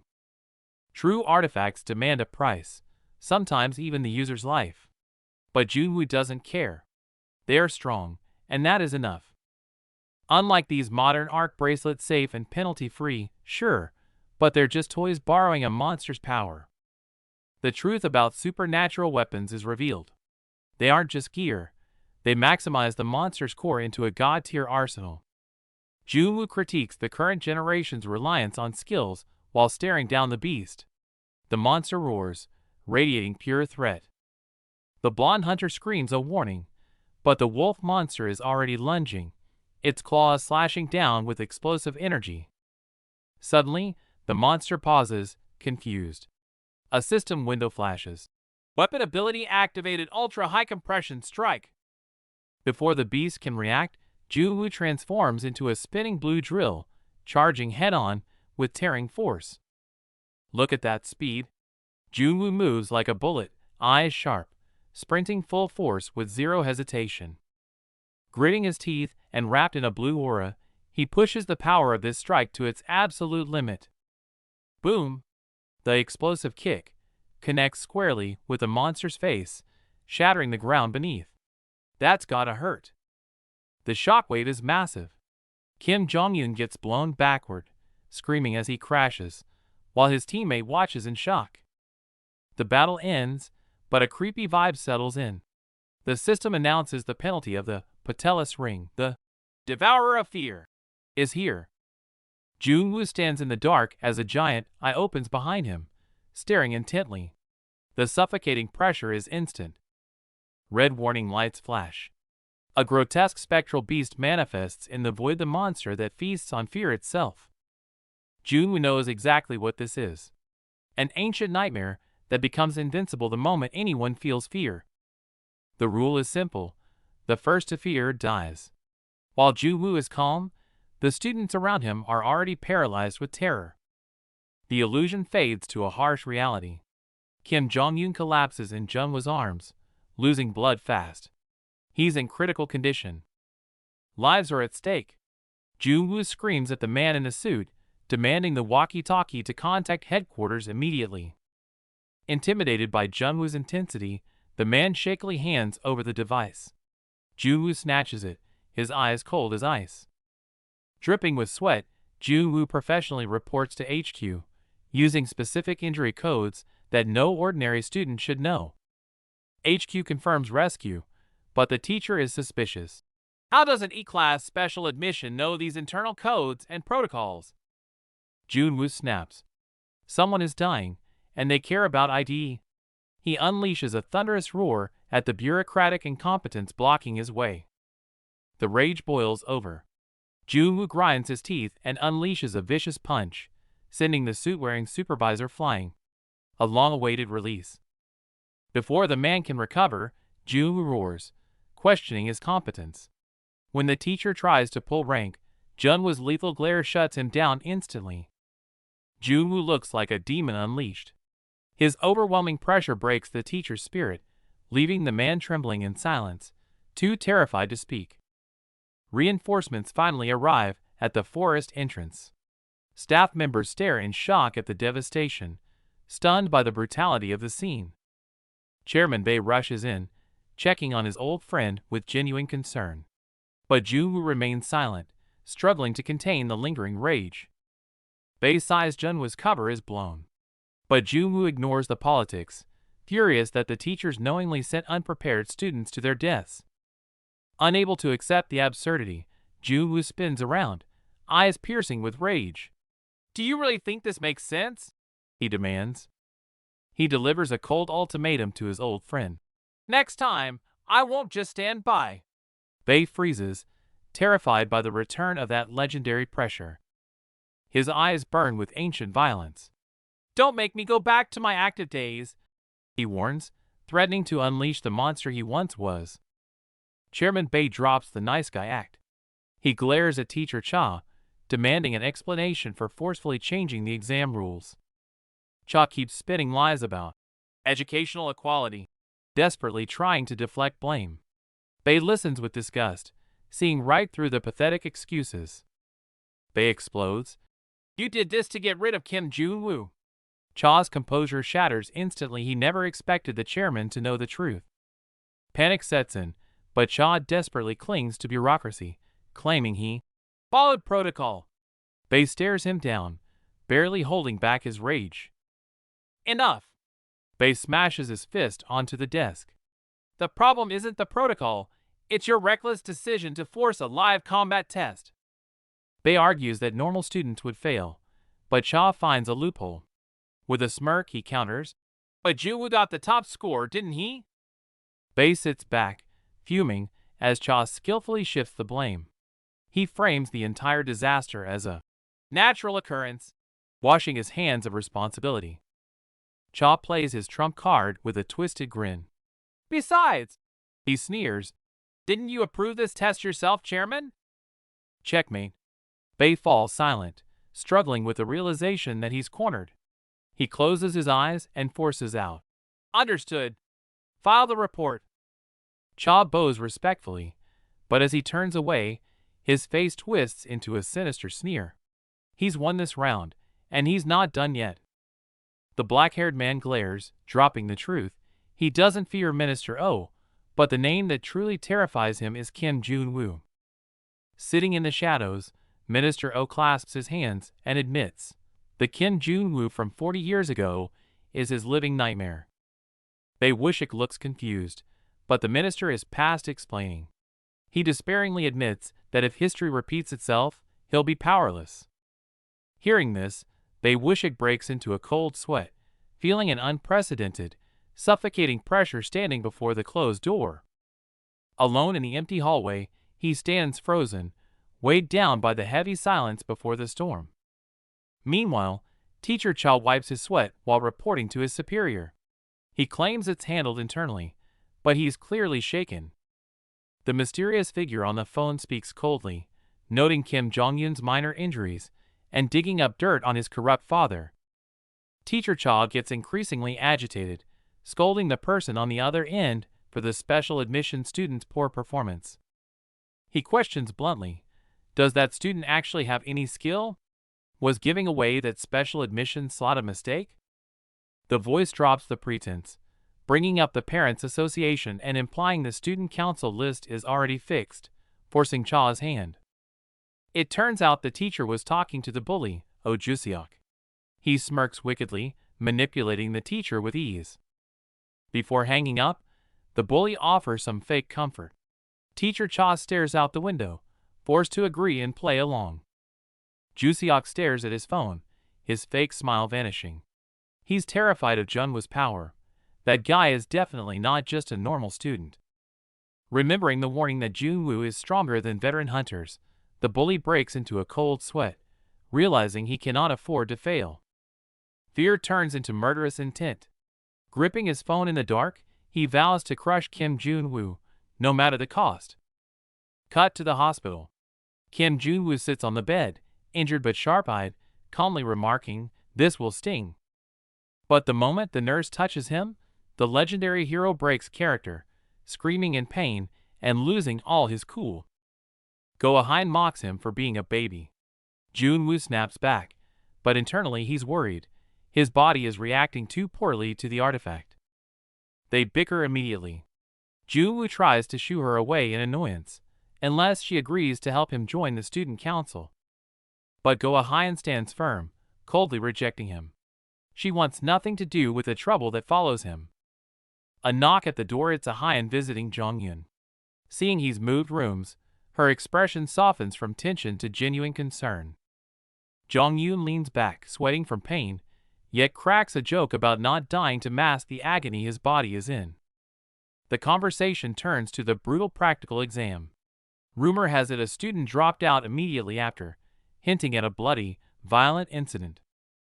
Turns out Jong-yun was hurt saving someone. The survivor kneels in tears, crushed by guilt for running away while his savior paid the price. Standing by the window, Jong-yun quotes his father with steel in his eyes, "As long as you don't die, you'll get through it. Pure resilience." Jun-woo watches silently, moved. This kid sacrificed an arm to save a junior. He's the spitting image of that legendary one-armed hero.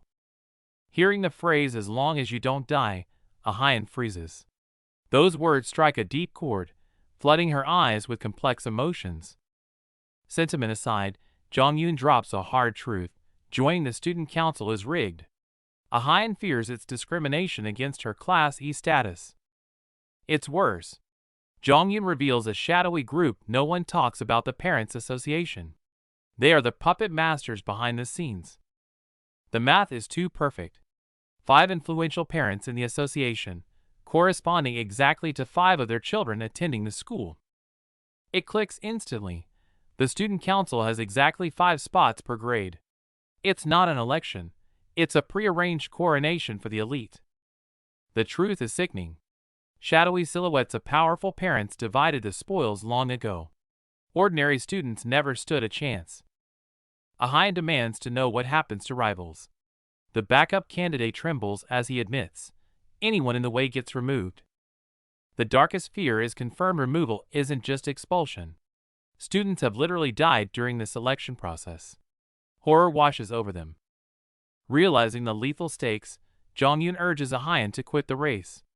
It's no longer about ambition, it's about staying alive. Suddenly, the timid Ahian snaps. She screams her refusal to quit, realizing that backing down means letting these murderers win. Ahian yells at Junwoo for his silence.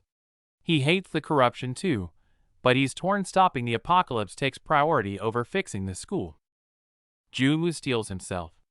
He can't get distracted, but he needs to meet one person first. Go Eun-chae. She is the key to his plan. Speak of the devil. Junwoo casually drops a bomb. Go Eun-chae is coming to visit him right now. The girl's jaws hit the floor. Junwoo crouches behind a wall, eyes lighting up.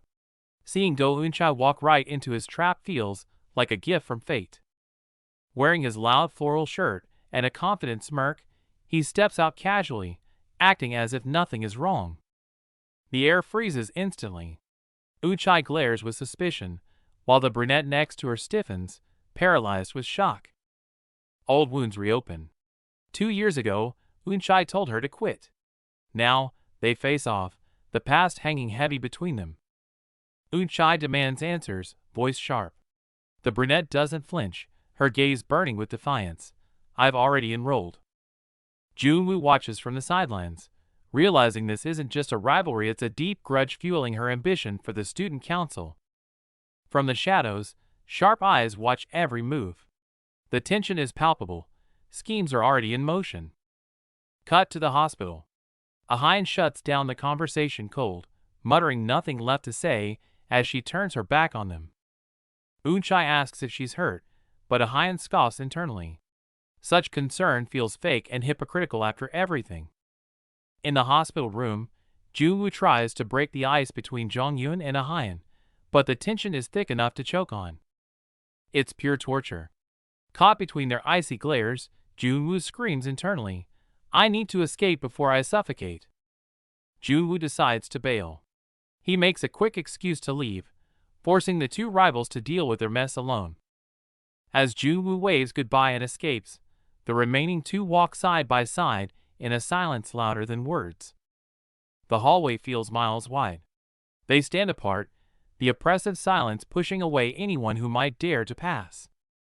Ahian snaps, turning to confront him. What is your problem with me? Jong-eun freezes, sweat trickling down his face. Elsewhere, Junwoo frantically calculates how to approach Eun-chae. She cuts him off. Heard you soloed the boss? Junwoo tries to play dumb, crediting Jong-eun. Eun-chae rolls her eyes. Cut the crap. Jong-eun isn't that strong. She locks eyes with him, sharp and calculating. Hiding your strength like that, aren't you a bit full of yourself? Junwoo smiles innocently at the provocation. Just want to be friends. Eun-chae stays ice cold. You want a seat on the council? Accused of climbing the social ladder, Junwoo drops the smile instantly. His gaze turns razor sharp. I couldn't care less about that. Eun-chae glares daggers, warning the guy to keep Go Ahian out of his schemes, no matter what he's planning to get on the council. The guy scoffs, dropping a bombshell. Ahian is the one desperate to join the student council, leaving Eun-chae completely stunned. He pushes his luck mentioning her grandfather, but before he can finish, Eun-chae's fist connects, instantly shutting him up. Eun-chae seizes him by the collar, furiously demanding to know if Ahian is seeking revenge, while the guy sweats in pure panic. Giving him no room to breathe, the violent goddess pins him against the wall, raising her knee for a brutal follow-up. A vicious knee strike lands, doubling him over in agony. Eun-chae moves like lightning, already pivoting for the next attack. The knee slams into his gut with sickening force. His face twists in agony, looking like he's about to throw up. He hits the floor, gasping for air. Eun-chae towers over him, her eyes filled with cold mockery. He tries to fight back but realizes she's absurdly fast. Her skills are way above a student, rivaling even the dungeon management team. Her speed defies logic. He finally realizes he severely underestimated this crazy woman's combat power. Eun-chae dominates the fight, landing precise, brutal hits. He's baffled. Why didn't she show this kind of power during public events? Before he can react, she rushes him with overwhelming pressure, leaving him terrified and defenseless.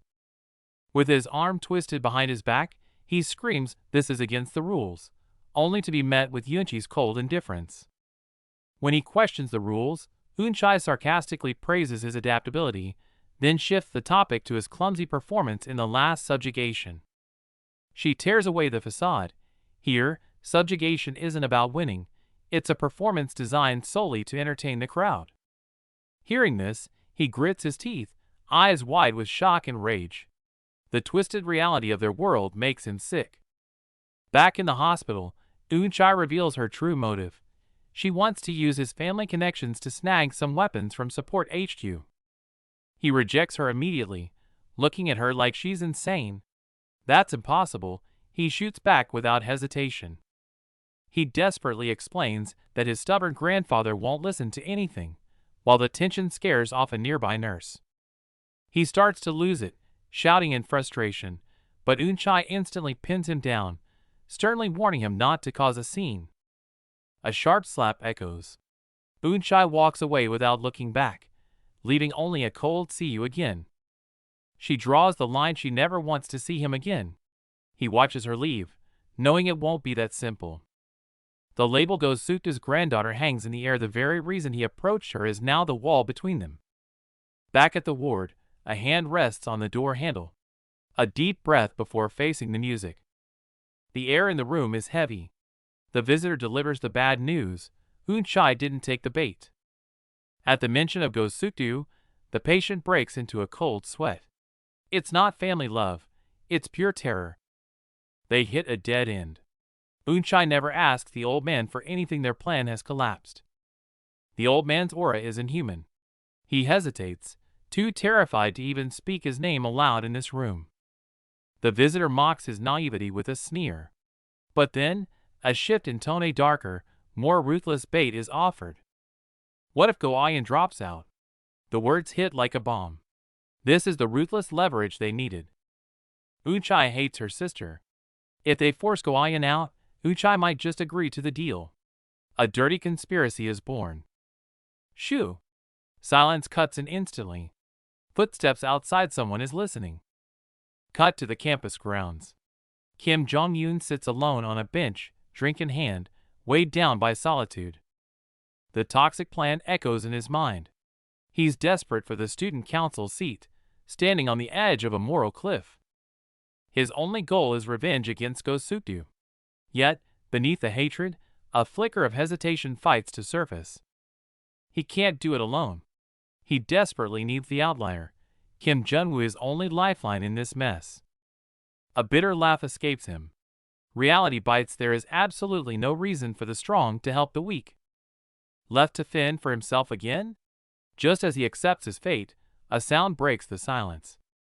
Kim Jong-woo steps in. He looks down at the moping student and cuts straight to the bone. Who do you think you are, looking so pathetic? Rocking his signature pajamas, Jong-woo casually asks if she's heading home. Ah-hyun keeps her head down, clearly not in the mood to chat. Jong-woo sighs and drops a bomb. Thinking of dropping out? Ah-hyun freezes, her eyes widening in pure shock at being exposed. Seeing her panic, Jong-woo just smirks. He played her like a fiddle. He knew exactly how she'd react. Then comes the second shocker. I just fought Go-Eunchai. Hearing her perfect sister got into a brawl leaves Ah-hyun stammering in disbelief. Jong-woo stretches and yawns. Being nice is too much work. Time to switch tactics. If persuasion fails, threats will work wonders. Just imagining Go-Eunchai's superior attitude, that look of pure disgust in her saying, "Gross," echoes in the air. Jong-woo scoffs.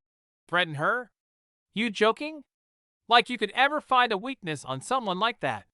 Ah-hyun sweats, unable to argue back.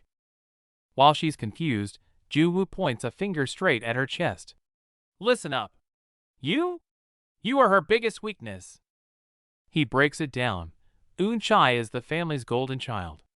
Ah-hyun, the illegitimate outcast, is a living scandal waiting to blow up their reputation. Why would she care about a classy nobody like you? Jung-woo's words cut deep, leaving Ah-hyun gritting her teeth in frustrated silence. Seeing her on the verge of tears, Jong-woo twists the knife. She wants you gone because she's scared. Scared you might actually take her place. A Hyun snaps, yelling back through tears. Stop it! I know my limits. Junwoo just turns calmly. Doesn't make sense? Then make it make sense. Junwoo's gaze sharpens, radiating absolute confidence. I'll give you the power to threaten her. We'll turn the impossible into reality. Seeing her hesitation, Junwoo throws down the gauntlet. What? Scared? No confidence in yourself? Pushed to the edge, a Hyun finally snaps. She looks up and screams, no! I can do it! The fear in her eyes is replaced by fire. Hearing the answer he wanted, Junwoo instantly drops the act. Good. That settles it then. His mood shifts in a heartbeat. He gets straight to business. Fair warning, time is tight. Starting tomorrow, we go all out. Be ready. The goal is clear. Get a Hyun into the student council as a candidate before the second semester starts. It's a massive gamble.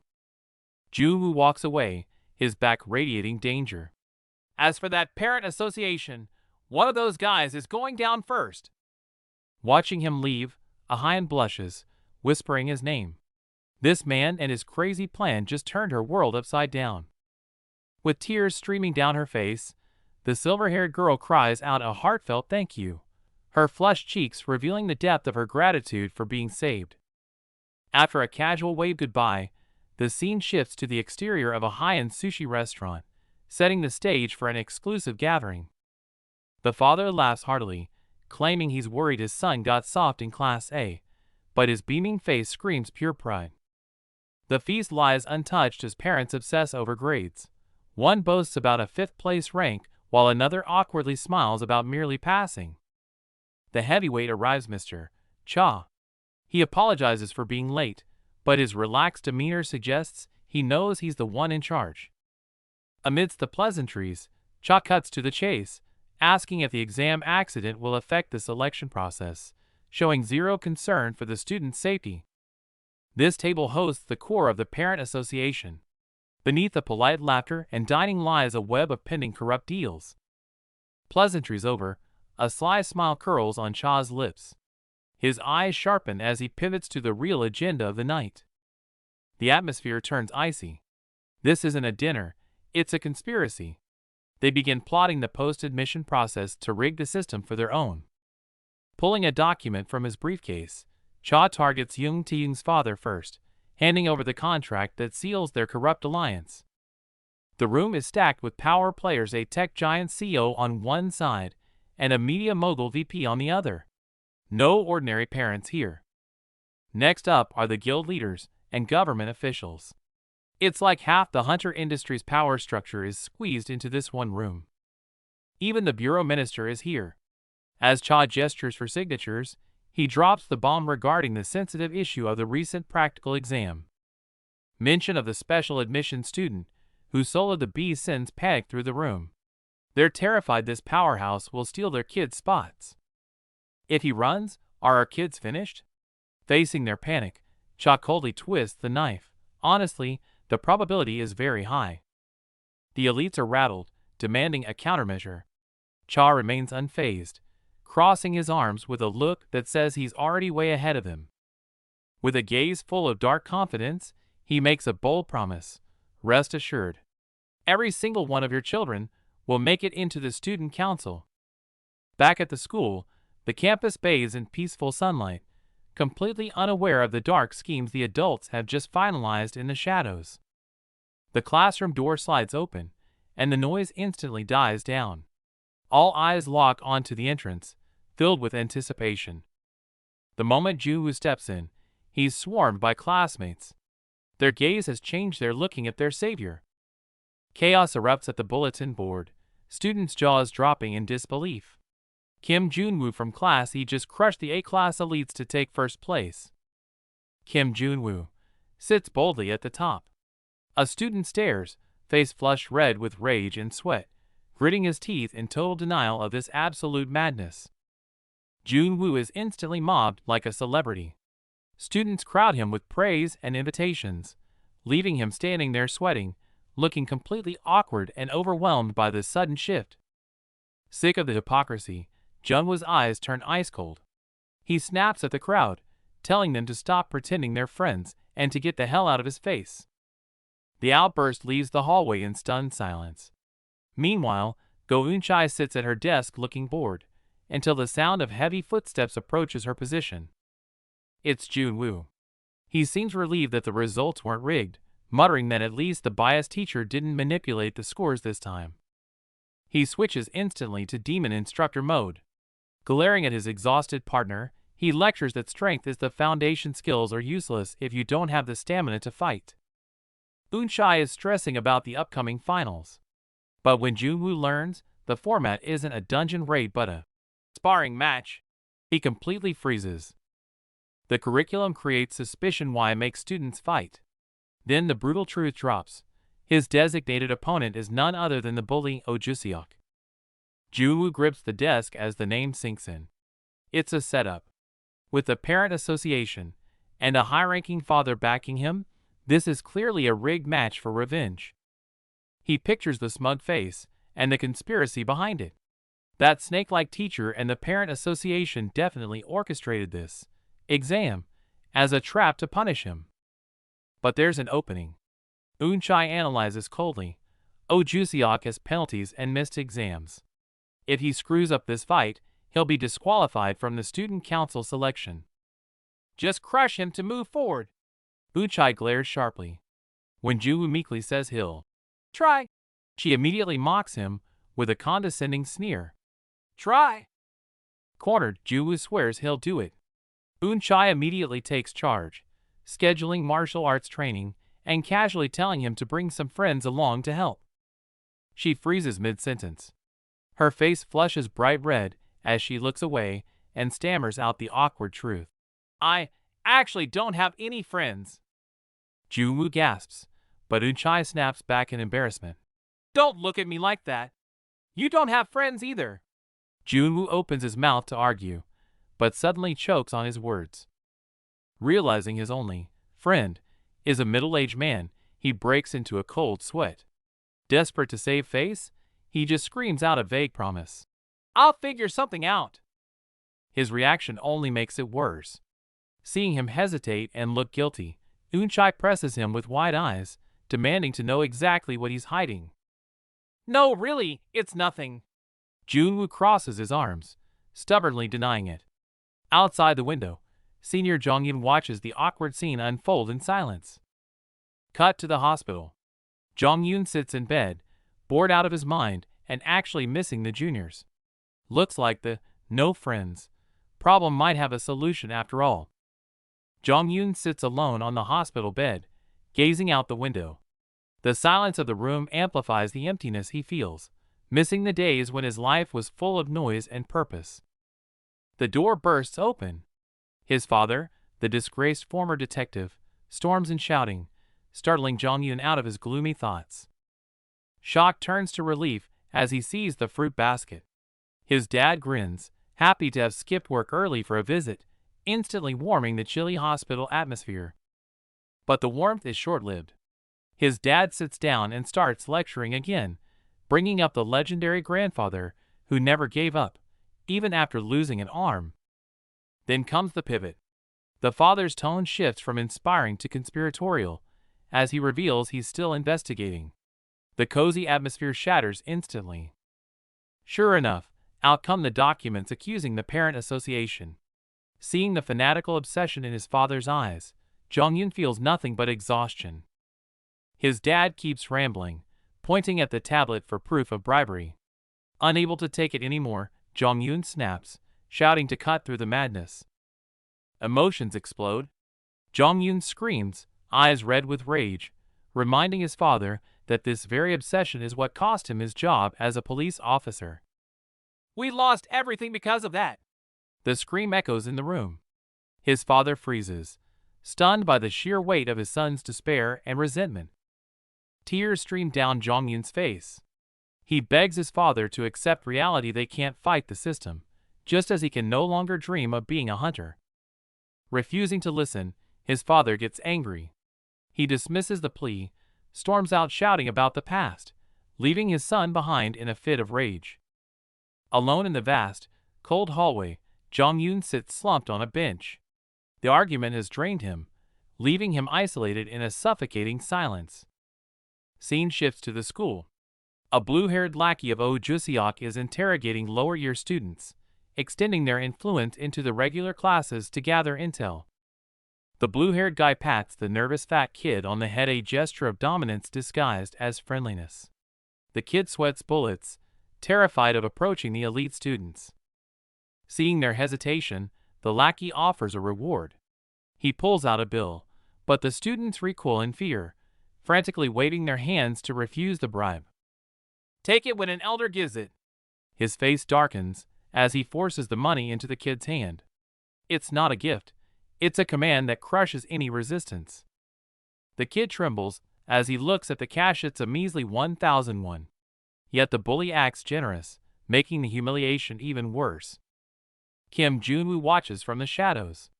Instead of anger, the sight of the crumpled 1,001 bill triggers a cynical nostalgia for the days when that amount actually meant something. This petty corruption is beneath him. Jun-woo turns away, his eyes cold and focused. His only goal now is to crush Oh Juseok in the upcoming final exam. Jun-woo stands firm, mapping out his strategy. He can only hope Go Ah-yeon survives the written exam, but he knows the real gap must be widened in combat. He rubs his temples, feeling the headache set in. Oh Juseok is pathetic, but the parent association behind him is a wild card. Worse, there's nowhere to secretly train Ah-yeon in this exposed school. Just as the stress peaks, a cheerful voice breaks through from below. Senior Kim Jong-yoon is waving with that signature bright smile. How is this guy always so energetic? Jong-yoon casually asks about Ah-yeon's training progress, and Jun-woo freezes. Talk about bad timing, that's exactly the problem he can't solve. He awkwardly laughs it off. Sitting on the stairs, Jun-woo sighs and admits the truth. Class E is locked out of the gym with endless restrictions. Training there is effectively impossible. Hearing Jun-woo's worries, Jong-yoon keeps it light. He brings up their brush with death in the dungeon. Surely this is nothing compared to when they risked their actual lives? Memories flash back to the pouring rain and crumbling ruins. They sprinted through despair and made it out alive, a bond forged in blood and survival. They endured ear-splitting screams and crushing despair, standing tall against the chaos. That kind of trust isn't something a few school rules can break. Jong-yoon suddenly drops a heavy line. I wonder if you were there 2 years ago. Jun-woo blinks, completely caught off guard. What is that supposed to mean? Jong-yoon quickly laughs it off and flashes a thumbs up with the perfect solution. Why not use my family's dojo? Jun-woo's eyes widen. Problem solved. The scene shifts to the counseling room, where the air is thick with tension. The teacher sits in the shadows, ready to drop the hammer. The teacher's voice is cold as he strikes a nerve. Juseok, you're the one in real danger right now. The purple-haired bully breaks into a cold sweat, pupils trembling. Kim Jun-woo is running for the student council. Hearing the name, Juseok shrieks in disbelief. He looks like he's just seen a ghost. Juseok explodes with rage, unable to believe that a special admission student got an exemption. It's a slap in the face, and he's furious.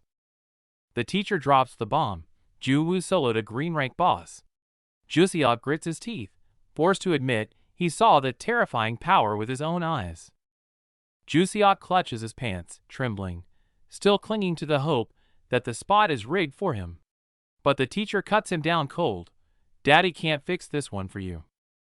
Failing grades, missed evaluations, he's about to be crushed by Jun-woo. Juseok loses it, screaming like a maniac, demanding the teacher rig the results by any means necessary. Seeing the student broken, the teacher finally hands over the solution, the exam papers. Just memorize the answers, and the written test is in the bag. But that's just step 1.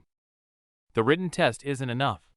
From the shadows, the teacher reveals a far more sinister plan. With a forbidden power lurking in the dark, they can crush Jun-woo in the combat exam too. The blue-haired boy stares at the device on the ground, realization dawning. Could this strange design really be what he thinks it is? The guy in the hoodie checks it, and his jaw drops. An unregistered B-rank skill? In a school of D-ranks, This is basically a cheat code. Junwoo crosses his arms with a confident smirk, calling it standard gear for pros. The hoodie guy sweats profusely. This is absolute insanity. Under questioning, he avoids eye contact and stammers, admitting he borrowed it from his father, sweat trickling down his face. Junwoo drops a bombshell. He's called in a heavyweight senior to assist with the special training. Footsteps approach from the door. The hoodie guy turns and screams in terror. It's the infamous Go Eun-chae. Eun-chae walks in with an icy expression, commanding the room. The boys whisper nervously, shocked she agreed to help despite her dislike for Junwoo. Junwoo grins and pats Eun-chae on the shoulder, dumping the training duty on her. She looks disgusted, barely tolerating his touch. Though clearly reluctant, the princess gritted her teeth and agreed, her eyes burning with suppressed anger. Cut to the gym, where screams and the thud of heavy impacts echo. It sounds painful just listening to it. It's not training, it's a beatdown. Ahine collapses to the floor, tears welling up in her eyes from the sheer pain. The timid girl finally snaps, crying that it's too harsh. But Eun-chae coldly replies that she warned her this is real combat. Seeing Ahine complain, Junwoo sighs and decides to escalate things. If she's scared of pain, they'll take off the gear and fight with skills. Junwoo roars at her to attack for real. Ahine hesitates, worried about expulsion, but she's pushed to the edge. System alert. Skill restrictions lifted. Pushed to the brink, Ahine's eyes change. Blue fire ignites in her palm as she abandons all hesitation. Azure flame activated. She drops into a low stance, blue fire raging in her hand. Junwoo raises an eyebrow, sensing the genuine danger of her power. The scene shifts, training continues. Junwoo gasps for air, radiating intense heat, clearly fresh from a brutal exchange. With a roar, a wave of blue energy explodes. The terrifying impact sends the opponent reeling back. No time to breathe. A fierce punch flies in. He barely dodges the first, but the follow-up strike lands square on his face, rattling his skull. A clean, brutal hit. The victim screams as he's knocked backward. The fight is decided in a split second. Ahine hits the mat, gasping for air in agony, but Junwoo shows no mercy, coldly ordering her to get back up. Pushed to her limit, her eyes sharpen as the azure flame ignites around her, radiating a newfound intensity. She launches herself like a cannonball, a blazing kick tearing through the air straight toward Junwoo's face. Even with such ferocity, Junwoo dodges effortlessly, mocking her technique right in the middle of close combat. She hits the floor again, cursing in frustration, while Junwoo calmly stands over her, dissecting exactly why she failed. Teacher mode on. Junwoo cuts to the chase. She's too focused on chaining skills, making her movements stiff and predictable. Ahine tries to argue, but Junwoo cuts her off cold. Focusing only on the attack leaves her wide open. Seeing she clearly doesn't get it, Junwoo smirks with a dangerous glint in his eye. He'll just have to beat the lesson into her. The pace explodes. Junwoo's attacks rain down, forcing Ahine into a desperate defense, using every limb to survive. He smiles like a predator toying with prey, while Ahine, drenched in sweat, grits her teeth and hunts for an opening. The moment Junwoo strikes, Ahine seizes the opening and lands a vicious high kick, connecting with solid impact. Caught off guard, Junwoo's instincts take over faster than thought, automatically firing a high-level striking palm. Unable to dodge, Ahine takes the full force of the blow, her face twisting in shock and pain. The impact is brutal. She sees stars, her head ringing as she stumbles backward, completely dazed. It was too much. She collapses on the mat, staring blankly, trying to process what just happened. Lying on the floor, she curses in defeat. Junwoo steps back, hammering home the point. This is why basics matter. She demands to know if he tried to kill her, while Junwoo sweats nervously. That strike was pure instinct, completely uncontrolled. Terrified by his skill, she questions who he really is. Junwoo, feeling the heat, plays dumb and deflects. She starts guessing he's some secret agent, So Junwoo shuts down the nonsense and orders her to rest, ending the interrogation. The scene shifts to the fencing gym, much more relaxed. The brown-haired guy pushes the door open, smiling and greeting the team. Looks like they're early. The blonde guy is sprawled on the floor, complaining about the dust. The brown-haired guy sits on the mat, reminiscing about watching his dad train here, mostly getting beaten up. Leaning against the railing, Jong-yoon suddenly asks about future plans. The brown-haired guy is taken aback but smiles, saying he's taking his time to figure it out. The brown-haired guy's eyes dim as he admits he only ever wanted to be a hunter, but that dream seems impossible now. Jong-yoon listens in heavy silence. "Who said it's impossible?" Jong-yoon speaks up, eyes intense, insisting that even with one arm, being a hunter is still within reach. The brown-haired guy thinks it's just empty comfort. But Jong-yoon snaps, shouting that he's not speaking lightly, he's speaking from experience. Jong-yoon takes a breath and tells a story. A hunter who lost his right arm but didn't give up, training his left arm to be even stronger. The brown-haired guy listens, stunned. "As long as you're alive, you can make it work." Hearing this familiar phrase, the brown-haired guy realizes Senior Kim Jun-woo said the exact same thing. Jong-yoon reveals the name with a heavy heart: Kim Chung-hoon, his grandfather. The brown-haired guy is completely floored. It's not just a legend, it's his legacy. Before he can process the news, the scene cuts to the training ground at dusk. It looks like a storm just tore through there. Dust from the explosion fills the air. The guy in the hoodie stares at his hands in manic delight, unable to believe a B-rank skill could be this destructive. With a savage grin, he snarls Kim Jun-woo's name, convinced he's won. Suddenly, a cold female voice cuts through his fantasy. It's Go Eun-chai. Arms crossed and serious, she warns him. Even if they're enemies, this is still a test. Don't let hate blind you. She specifically warns him, if he uses that technique and causes real damage, he'll be disqualified immediately. He just shrugs it off. It's Oh Juseok, arrogant as ever.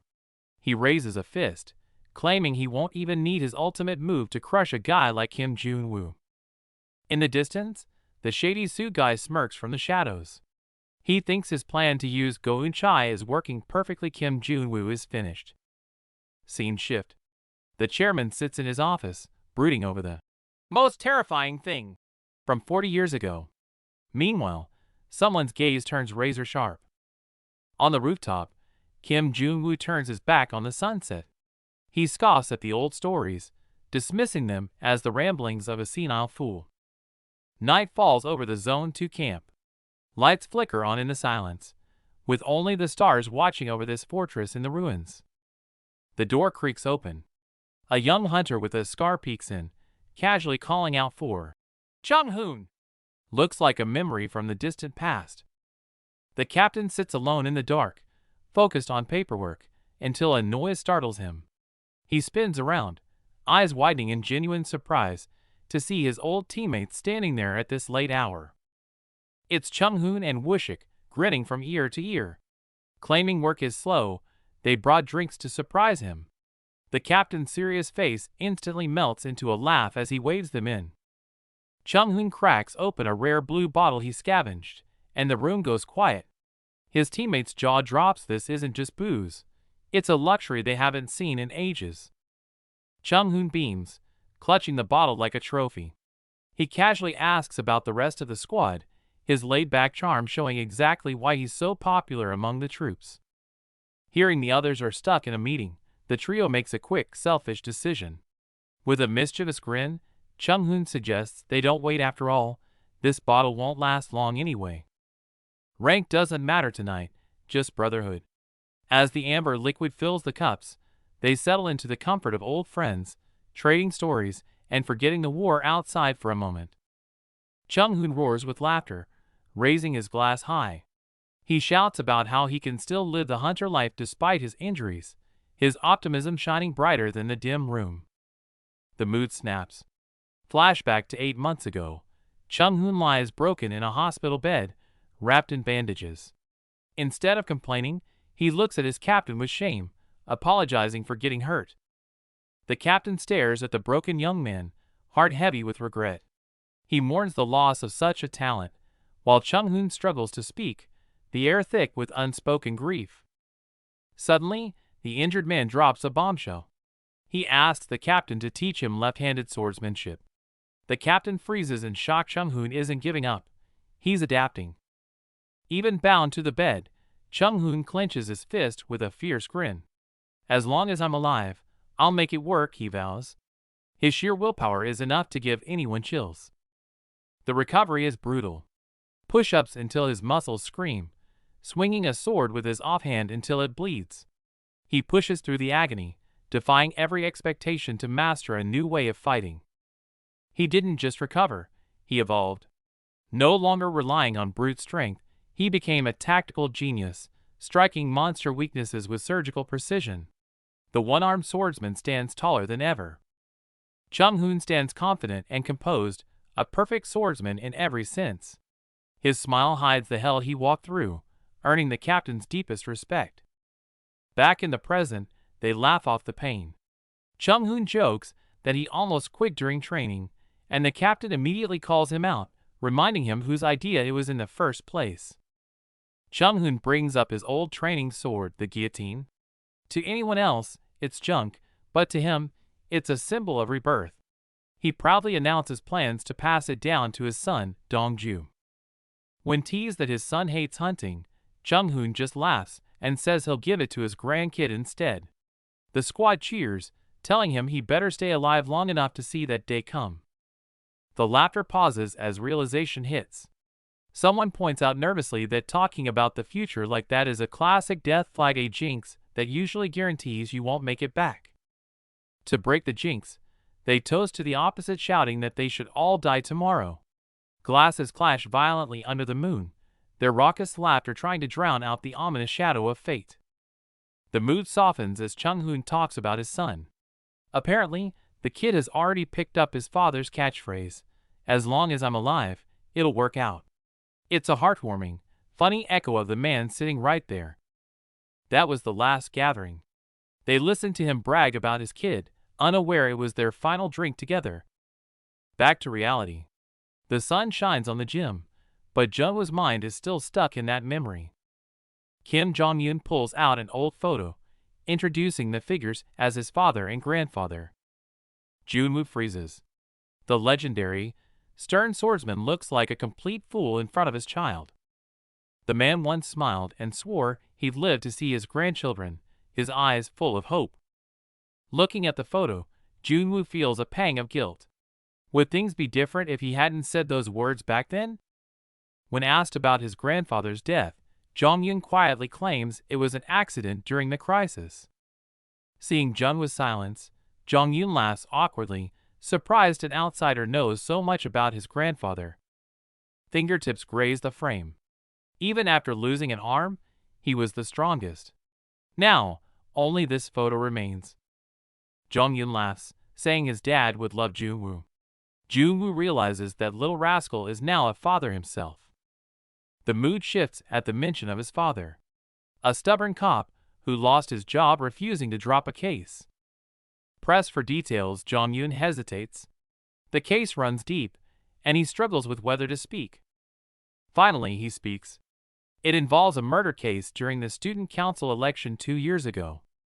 Just like recent events, 2 students vanished into thin air in the rain, leaving no trace. His father tried to investigate, but the case was buried, and he was forcefully fired. Ironically, because his rivals vanished, Jong-un inherited the council seat by default. He was ostracized in the council, only Eun-chae treated him kindly. The elites didn't even take the entrance exam. He often wonders if he could have stopped the tragedy had he reached out just a little sooner. That guilt drove him to risk everything to save others this time. He couldn't watch someone die again. He laughs loudly to mask the pain. Junwoo watches silently, a look of recognition in his eyes. Junwoo's eyes widen in sheer shock. He stammers, barely processing what he's seeing. "This is, huh? Oh, that." Kim Jong-un grips the guillotine's blade with solemn reverence.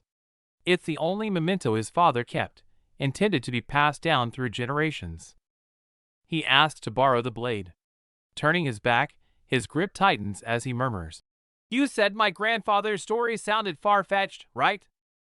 Turning back, the doubt in his eyes is replaced by steel resolve. "It's not an exaggeration." He invites Junwoo to the sparring exam. He's ready to prove it. The final exam week begins. For days of hell start now, kicking off with the dreaded written tests. Silence fills the room, broken only by the scratching of pencils. Tension hangs heavy as everyone focuses intensely on their papers. The blue-haired delinquent enters full panic mode. Staring at the gibberish on the page, he realizes he hasn't attended a single class. His brain melts. Junwoo is also struggling. Slaying monsters is easy, math is not. But he notices Oh Juseok looking strangely focused. That scumbag definitely memorized the answers beforehand. Meanwhile, the outcast Go Ayan is breezing through the test. This sight makes the blonde heiress, Go Eunchai, grit her teeth, her eyes burning with intense jealousy. This guy is sweating bullets, glancing at the top student next to him. "She's always ranked first," he prays, betting his entire grade on her answers. Finally, the dark-haired girl stands up to hand in her paper. Facing the stern proctor, she meets his gaze with cool, unwavering confidence. The balding teacher snaps, his glasses glinting dangerously. "Don't look away." The student freezes, terrified, and meekly submits to the pressure. The written torture is over. It's day 4. The campus speakers crackle to life. The main event is about to begin. "The first-year sparring test will begin shortly." As the summons to the auditorium echoes, the atmosphere in the classroom instantly shifts from calm to electric. The blonde girl clenches her fist in excitement. She's been waiting for this. The guy beside her stays cool, simply saying, "Let's go!" The crowd outside is massive. The blonde girl shouts for Kim Junwoo, but he just frowns, clearly annoyed by the noise and the unwanted attention. Stepping inside, everyone is stunned. This isn't just an exam, it's a coliseum. A tsunami of cheers erupts, shaking the very ground they stand on. The stands are packed, students screaming their lungs out. Professional cameras roll, broadcasting every second of this spectacle live. "What is this, pro wrestling?" The guy is freaked out by the scale. The girl explains the stakes. Top rankers get student council seats, so the whole school is watching. Junwoo stares coldly. Treating monster hunts like TV shows wasn't enough. Now they're turning student fights into a spectacle. It's disgusting. The students aren't blind. They despise the adults cashing in on their lives. Meanwhile, Chairman Bae Wishik steps up to read the hypocritical rules. He offers some fake praise for their hard work, then drops the rule: random 1v1 duels. Winners advance, losers go home. Junwoo smirks, gripping his stick. He recognizes this immediately. It's King of the Hill, the brutal format from his era. Fight until you drop. The rules are vicious. 0-point rookies can retry endlessly, but once you score a point, a single loss eliminates you forever. No room for error. The instructor adds a hollow warning: gear absorbs damage, but you can still get hurt, so hold back. Yeah, right, like that'll happen. The crowd erupts instantly, complaints forgotten. With the signal given, the elite Class A battles begin, and the arena goes wild. The screen flashes. 2 top A class names appear. It's a heavy hitter match right off the bat. Geared up and in position. The referee gives the command, and the tension in the arena spikes instantly. They clash instantly, kicks flying in a blur. In the stands, Go Eunchai stares wide-eyed. This is the raw power of Class A. The fight is explosive. Totally impressed, Eunchai turns to Junwoo beside her. "What do you think of that move?" She turns around, and he's asleep. Arms crossed, dozing off. Eunchai nearly explodes. "You're sleeping through a match like this?" Junwoo wakes up groggy and yawns. "Class A is a mess. Nothing to see here. Wake me when it's our turn." Eunchai is left speechless. He even mocks her standards before looking up at the sky. To him, this high-level duel is nothing but a boring lullaby. He naps for a while, until someone taps his shoulder. The Class D matches are already over. Junwoo stretches, looking completely unbothered. Finally, the announcement comes. Class E, get ready. After waiting so long, the hype is dead. The students look drained, muttering about what's for lunch instead of the fight. When it's finally Class E's turn, the stands are mostly empty. The roaring crowd is gone, replaced by awkward silence. A girl sneers, see? No one gives a damn about Class E. Her friend freezes, stung by the harsh truth. But then, a familiar figure appears in the empty stands. Junwoo looks up at senior Kim Jong-un. The roster for Class E is about to be revealed. Kim Junwoo grips his staff, a confident smile playing on his lips. He's ready. The strategy was to hide their true strength by sending out someone average first. So, the timid Go-Ahyang gets the call. Things are already going off script. Junwoo groans in annoyance as the plan falls apart. He'll have to handle this mess. Seeing her sister freeze up, Go-Eunchai shouts from the sidelines, "Don't overthink it. Just stick to the training." Suddenly, a crazy rule drops. She has to win 10 matches in a row. The insane difficulty leaves the whole crowd stunned. Faced with this impossible challenge, Ahyang actually calms down. She stands her ground, smiling with newfound confidence. Fight! The opponent, Lim Jae-hai, doesn't hesitate. She instantly powers up her armor and activates her skills to end this quick. Ahyang doesn't back down. She unleashes a devastating strike, creating a massive shockwave that crushes her opponent's defense. It's over in a heartbeat. Lim Jae-hai gets blasted away, hitting the ground hard and totally out of the fight. The crowd goes wild with shock. How is the quiet girl this strong? Only Junwoo sits there calmly, unfazed by the chaos. Watching the devastation, Junwoo grips his cross tight and narrows his eyes. Did she overdo it a little?